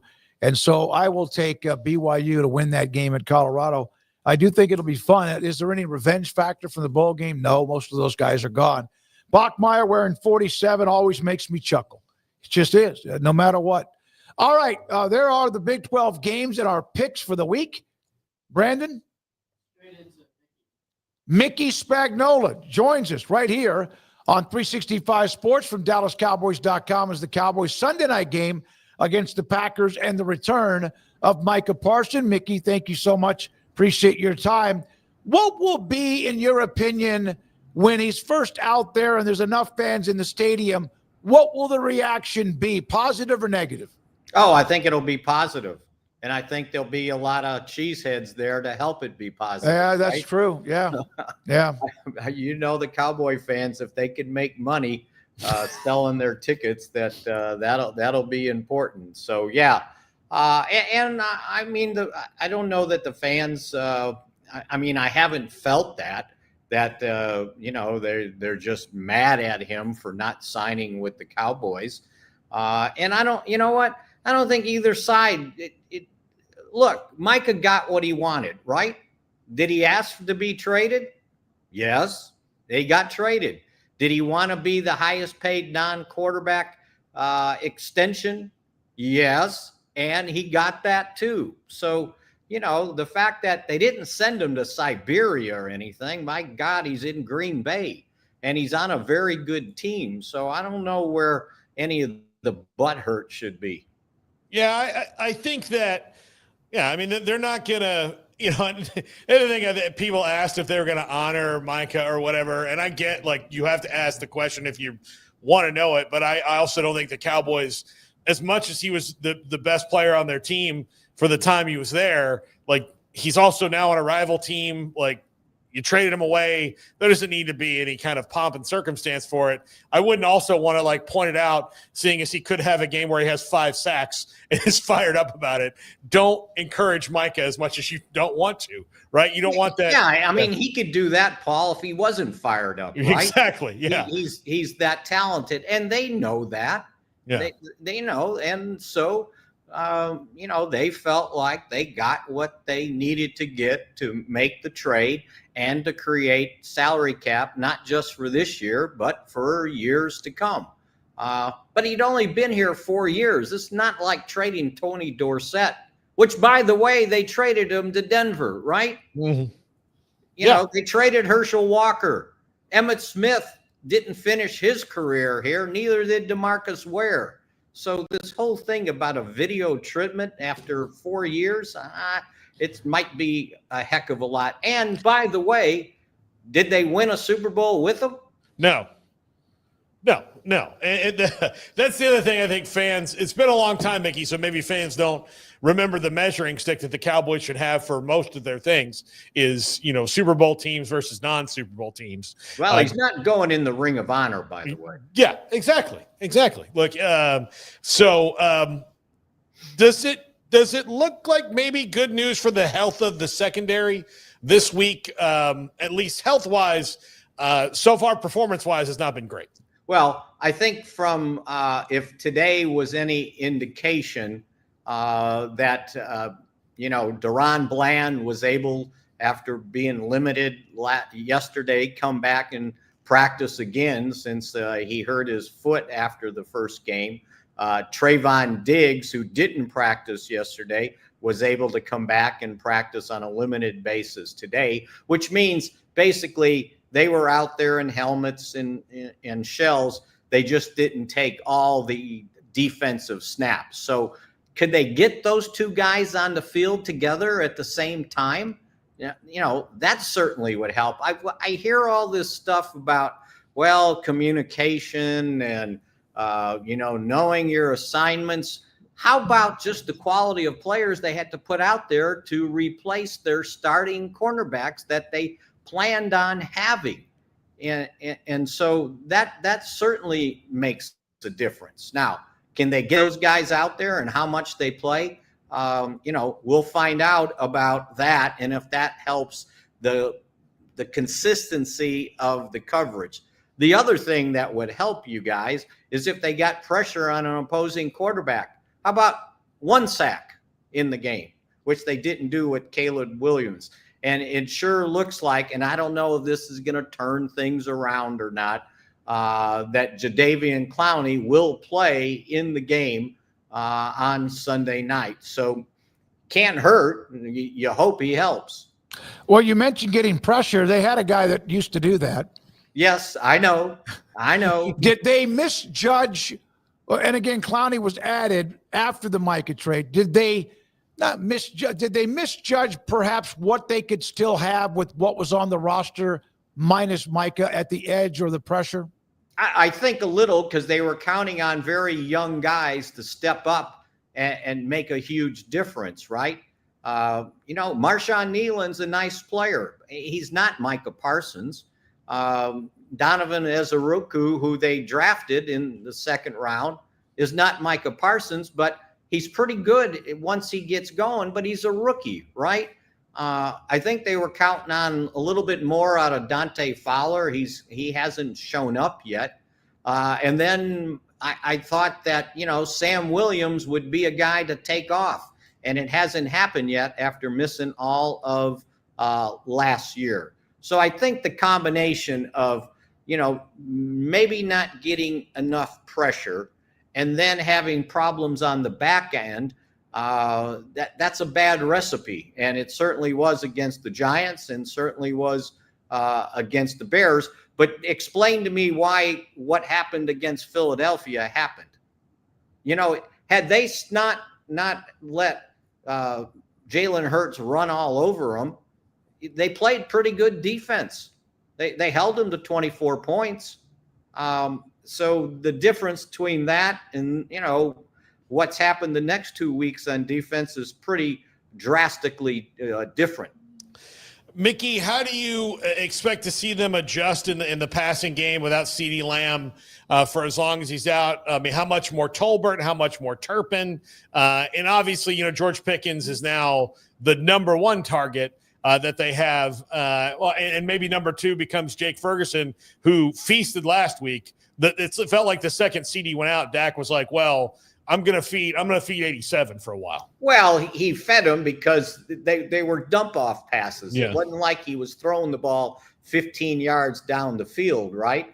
That was the guy, the relief guy from pressure, or maybe not being able to read the defense quick enough, or guys weren't getting open quick enough. So it's like, okay, I'll just throw a 5-yard pass to Ferguson. I mean, do the math for me. Caught 13 passes for 82 yards. Yeah, no, it wasn't glorious. That's like 6.5 yards a catch. Mm-hmm. So, yeah, they're going to use him. To me, one way to counter some of this, because, look, you can tell me what Green Bay is going to do with Pickens, right?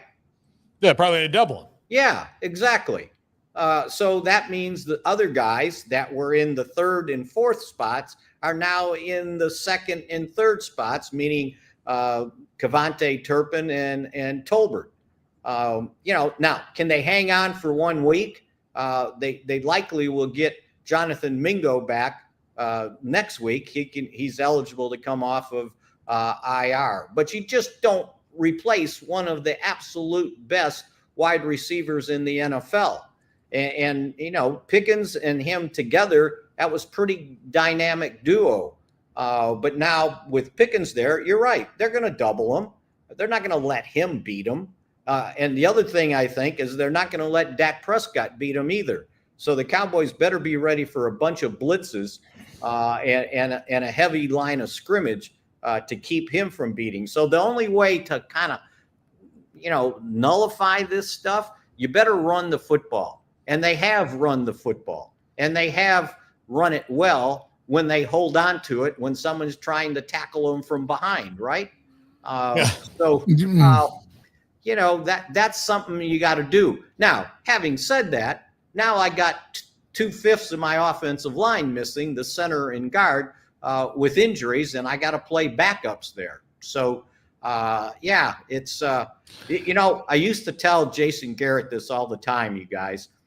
When things like this would happen, I'd go, so you wanted to be a head coach, didn't you? Well, Brian Schottenheimer, welcome to the NFL. Last thing, you mentioned the running game, and Williams has been fantastic. He's physical. I just like the lean. Yeah, he had the ball stripped away. He's got to do better than that, be more aware of where he is too. But has he been the bright spot? When you look at this team on offense, Dak has played well. Don't get me wrong. He's looked really good. But has Williams been the bright spot with what he has shown for the first 3 weeks of the season? I think the unexpected spot, right? Because I don't think anybody knew, what he was or what he could do. And, 2 years removed from his torn ACL, he was running like that in training camp. No one saw it, and no one saw it in preseason, David. But yeah, as an unexpected addition to the team for outsiders, yeah, absolutely. I mean, but he is what they thought he was gonna be, right? And they even got a little bit out of Sanders. The running game was working, and now you lose Tyler Booker, you lose Cooper Beebe for extended periods of time. And now you got to start your backup center guard at center with Brock Hoffman, and then your backup guard, TJ Bass, at guard. But now who's the next guy up at those positions? Because then it gets a little thin if any of those guys get hurt. But if they can assemble some semblance of a running game, I think that would hold the Green Bay defense at bay, which, by the way, is pretty darn good. Now, having said that, their offensive line has problems. They could be without 3 offensive linemen, 2 starters, and a guy who would have started for one of them in the game. We'll see how their injury report turns out on Friday. All right, Mick, thank you, buddy. Appreciate it. Packers, Cowboys, one of the great rivalries of all time. And Sunday night, a showcase of that event with Micah coming back into Arlington to see what happens. Thank you, sir. Have a great weekend, Mixter. Will do. Just remember this, though, when you mentioned the great rivalry, I just looked it up because I thought I knew this. I was right. The Packers have won 9 of the last 10 games against the Cowboys. No, I wouldn't be surprised, including a couple like the Aaron Rodgers to what was that tight end's name on the sideline? Playoff games. Yeah, right? and the Dez no catch, no catch. Yeah, there's been a couple of Mason Crosby kicking 80-yard, Matt Flynn, all of that. Yeah, thanks, Mickey. Appreciate it. All right, see you. And of course the first 2 NFL championships that led to the Super Bowl, Cowboys and Packers off the first 2 back in the 60s. But by the way, thanks for bringing up the 2 hardest games I've ever had to walk into the locker room for. Oh yeah. I mean that the playoff loss. I remember you're standing outside the whole time because you have a 15-20 minute cooling off period, whatever it is. I have no idea how long it really is because you're just kind of sitting there waiting. And that Aaron Rodgers game, I remember thinking man, I got to go in there and talk to these guys who were so disappointed and thought they did it right. And Aaron Rodgers got him again. And then you have to ask these questions, but you look at them, and that's one of the few times I felt genuinely sorry for a professional athlete, where it's man, sometimes you walk in here and you can tell that nobody cares and the culture's bad. But that particular team, the culture was good. Everything was rocking along. They did everything right in that game until that very moment. Against Aaron Rodgers, and then you had to go and be hey, guys. That's why he's Aaron Rodgers. Yeah. That's why he's Aaron Rodgers. Imagine what Romo's legacy would be, not just a cute little story, but if he had ever just been able to beat them one time or what Dak would like to be able to do. All right. So when we come back, Paul Catalina, his top 5, we'll have quizzes. We'll have poll results. Are we spinning the Wheel of Fortune? We'll do that too. This is 365 Sports.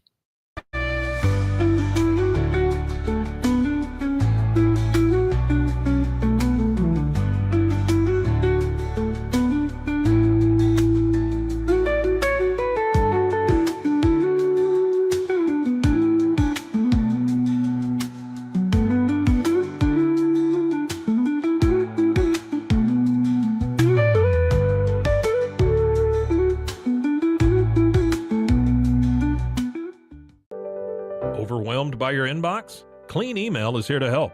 Organize, clean, and manage your emails with powerful automation tools. Say goodbye to spam and clutter and enjoy a stress-free inbox. Try Clean Email today at cleanemail.com. That's CLEAN email.com. Founded in 1910, Samsonite is the world leader in durable, high-quality luggage and travel accessories. Made to the highest standards, our products won't let you down. We give you the confidence to get out there and explore. Inspired by the past, devoted to the present, and built to inspire a multi-generational future, Samsonite is here to elevate your journey. Travel with Samsonite and pack confidence every step of the way. Shop now at shop.samsonite.com. Samsonite.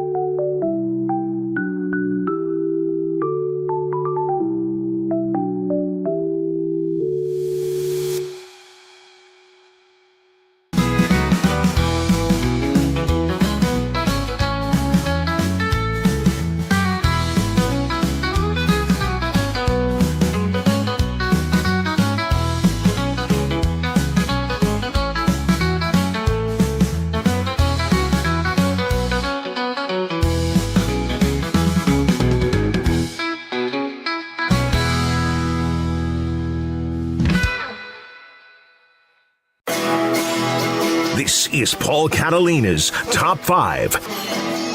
Welcome into Paul Catalina's Top 5, brought to you by Flag Anthem. Use our promo code 365sports for a discount at checkout. Today, we're going to go through some of the most impactful transfers that we've seen already this year.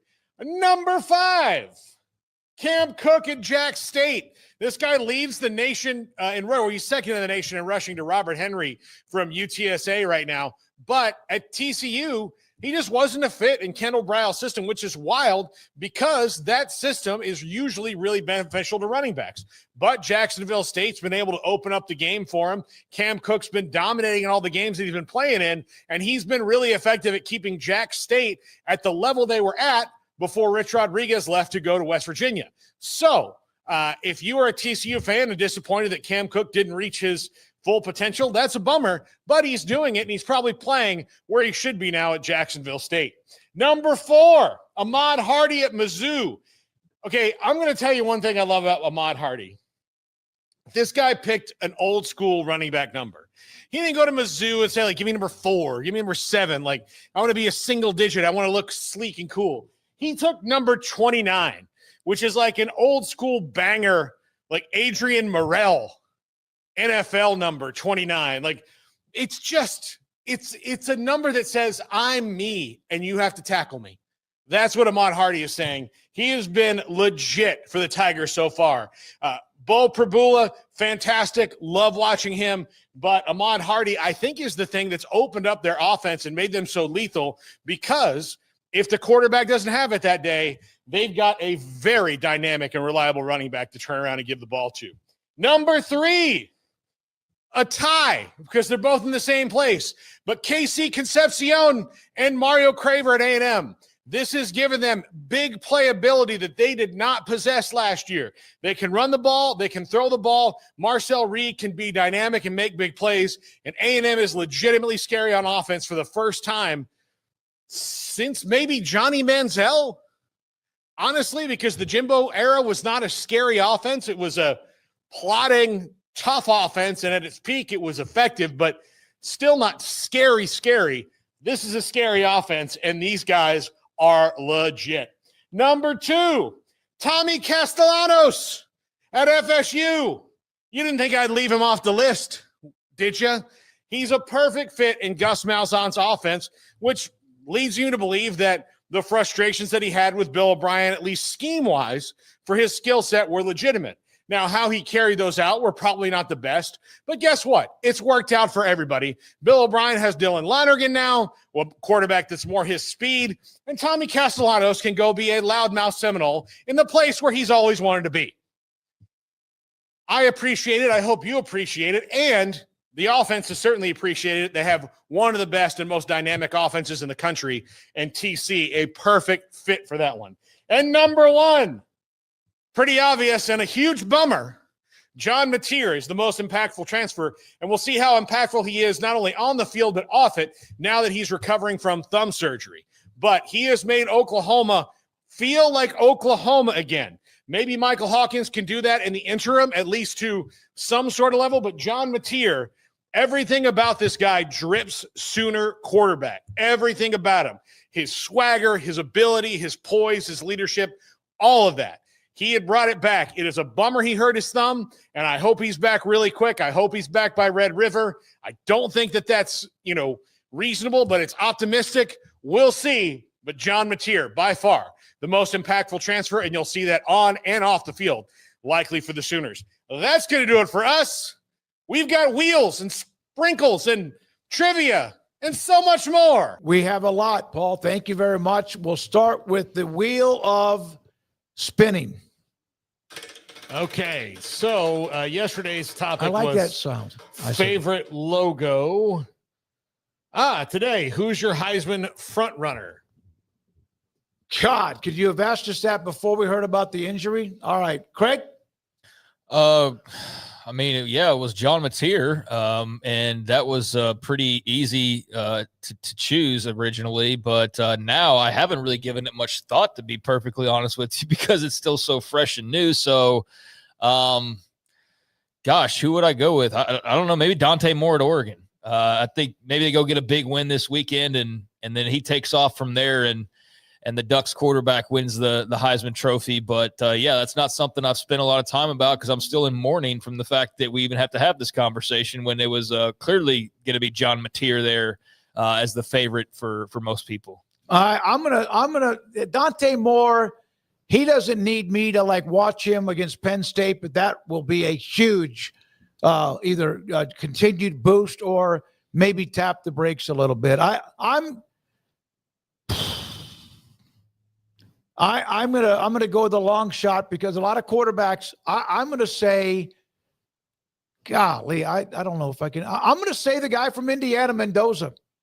Right now, based on the injury to Mateer, I know odds are saying some of that too, but I'm going to say Mendoza. He's going to put up huge numbers for them the rest of the year. There aren't many games on that schedule that will challenge them. If they were better than 2-2, my second choice would have been Sawyer Robertson, just because of the numbers he's putting up in the passing game. Well, he is but fade, man. But people got to stop watching just box scores with him, though. Yeah, man, there's something to just having big numbers. Yeah. There's more to it than that, but yeah. But like that's why I said if he was better than 2-2, then I would have said that because if they were better than 2-2, then we could have looked at this and his numbers are probably even better than they are. So I'm gonna say, gosh, it's tough, and everybody leans towards quarterback so hard, but nobody else has kind of taken that step ahead yet or had a second big game to do this. So I'm going to throw out Ahmad Hardy at Mizzou. I think he's about to put up some big numbers and score a lot of touchdowns. He's already second in the country in rushing. They keep winning. He's averaged 7.6 yards a carry. So I'm going to say right now, Ahmad Hardy at Mizzou, we get a running back in there, maybe winning the award. Are y'all ruling Mateer out? No, I'm not. Yeah. Just because they unknown. As a front runner, no, sure. But I'm saying, like, for some people, though, if he doesn't play for an entire month, they're gonna say, like, I'm not voting for that guy. Yeah, unless they win the game against Oklahoma without him, does that help or hurt? Or Texas. Yeah, I mean Texas, and then he helps close down because the schedule they have. Missouri, they got Alabama, A&M, Oklahoma. Yeah, he's got Auburn, Vanderbilt. He's got a chance to get himself in that. But none mix. of those teams have really good run defense. Yeah, they have okay run defense, but none have really good ones. With Mateer, look, I always felt, and it would be hypocritical of me, that Peter Warrick got slighted the Heisman Trophy because of his suspension that he had. I thought he was the best player in the country. They gave it to Ron Dane because he set the record, and he certainly deserved it in that regard. But I thought Peter Warrick was the best player in the country that year. He proved it in the national championship. If we're talking about a 3-game absence here for John Mateer, and he comes back and helps Oklahoma win the conference and puts up numbers that even though they wouldn't be as big as they were, they're just continually good numbers, and he's that kind of leader, then he absolutely should be there because it's about who's the best player in the country. And if that's the case and John Mateer helps the Sooners win the SEC in their second year, I think that'll be a huge reason to vote for him. Yeah, if he doesn't miss more than a couple of games and they don't fall into a slump and they close out well, I can see him. Now, look, if he misses 6 games and they go 5-1 in those 6, and then he comes back and they still do it, then all right, fine. I'm not going to vote for him this year, but I don't have a vote anyway. I'm not going to make up my mind because I don't have to yet. But I'm going to go with Mendoza just because of their schedule. They put up huge numbers. He's going to throw for a lot of yards, and Indiana's at least something. Well, there may be an anti-Indiana vote, but we'll see. All right. I don't think there'd be an anti-Indiana vote. Yeah, you got to remember now. I don't think anybody cares that much. No, I'm not saying because they're evil, but I just think there's enough people that because it's Indiana, even if he puts up big numbers, well, yeah, but they're not Michigan, Ohio State, Alabama, etc. That's what I'm talking about. All right, quiz time. This Major League Baseball player was a 3-sport high school star who set records in receiving yards, touchdowns, but chose to play baseball instead of college football or basketball. Who is that person? The guy among that list at the bottom, greatest player I've ever seen. Can't imagine he would ever have played anywhere else but with the Dodgers. Mookie did play a lot of sport. I'm torn between Mookie. Mike Trout was a heck of a high school athlete as well. I would think all of them were. Yeah. Bryce Harper was just a baseball guy, though. Like, he was just a baseball guy. I mean, he was he was from a very young age. Everybody kind of knew he was going to be Bryce Harper. Pick somebody so we can I'm going to say Mike Trout. All right, Paul, Craig?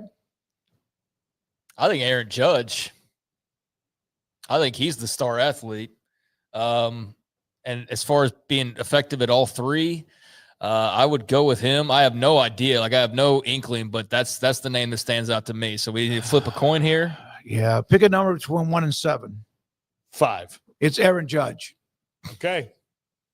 Oh, okay. There we go. I mean, again, doesn't surprise Craig's getting back on track after he let us down a couple of times. There we go. Had the one day skid, Oh, baby. look at Here that. I am, Recruited. right I back. could see him being recruited as a tight end. Look Notre at Dame, that. Stanford, Notre Dame, UCLA. Stanford, UCLA. You know, he is his WAR and all the things that you do. He has already almost cracked all of the levels of being a Hall of Fame player at his age. Hey, he's home runs up in the upper 300s. He might wind up at the end of it being a top 5 Yankee of all time. No, yeah. Like, I mean, that's just how well he's going needs right to now. Needs to win a few rings. Yeah. All right. Thank you. Good one. Andrew, Craig, thanks for saving Paul's answer. Yeah. Which of these is the official band for the Texas Tech Red Raiders? Craig, you are a Tech guy. For you were there. I have no freaking and don't care, honestly. No but idea. Go ahead. Not it. It's a something band from Raiderland. I remember that. Something going. The coming back. No. Kim Coulter won't I think answer. I'm He's gonna pouting. go. The leaving and arriving. That doesn't sound familiar. I think it's 1 or 4, and Paul, you know, Going sounds more familiar to me. Going band from Raiderland. I think the Going band from Raiderland. What do you think? I think that sounds better. And by the way, this is from Roy Melton. Going band from Raiderland. Let's see. There it is. Thank you. Yeah. Craig's 2-0 today. Thank you, Craig. Damn. I would have had. I have no clue. All right. Thank you very much, Andrew. Now, poll results. Which coach can restore Oklahoma to national prominence? Oklahoma State to national prominence. Zach Robinson, that's who I picked. I think he can get the fan base juiced up. Jeff Traylor. And there's no G.J. Kinney on this list. It's pretty 40, 30, 20, basically 10.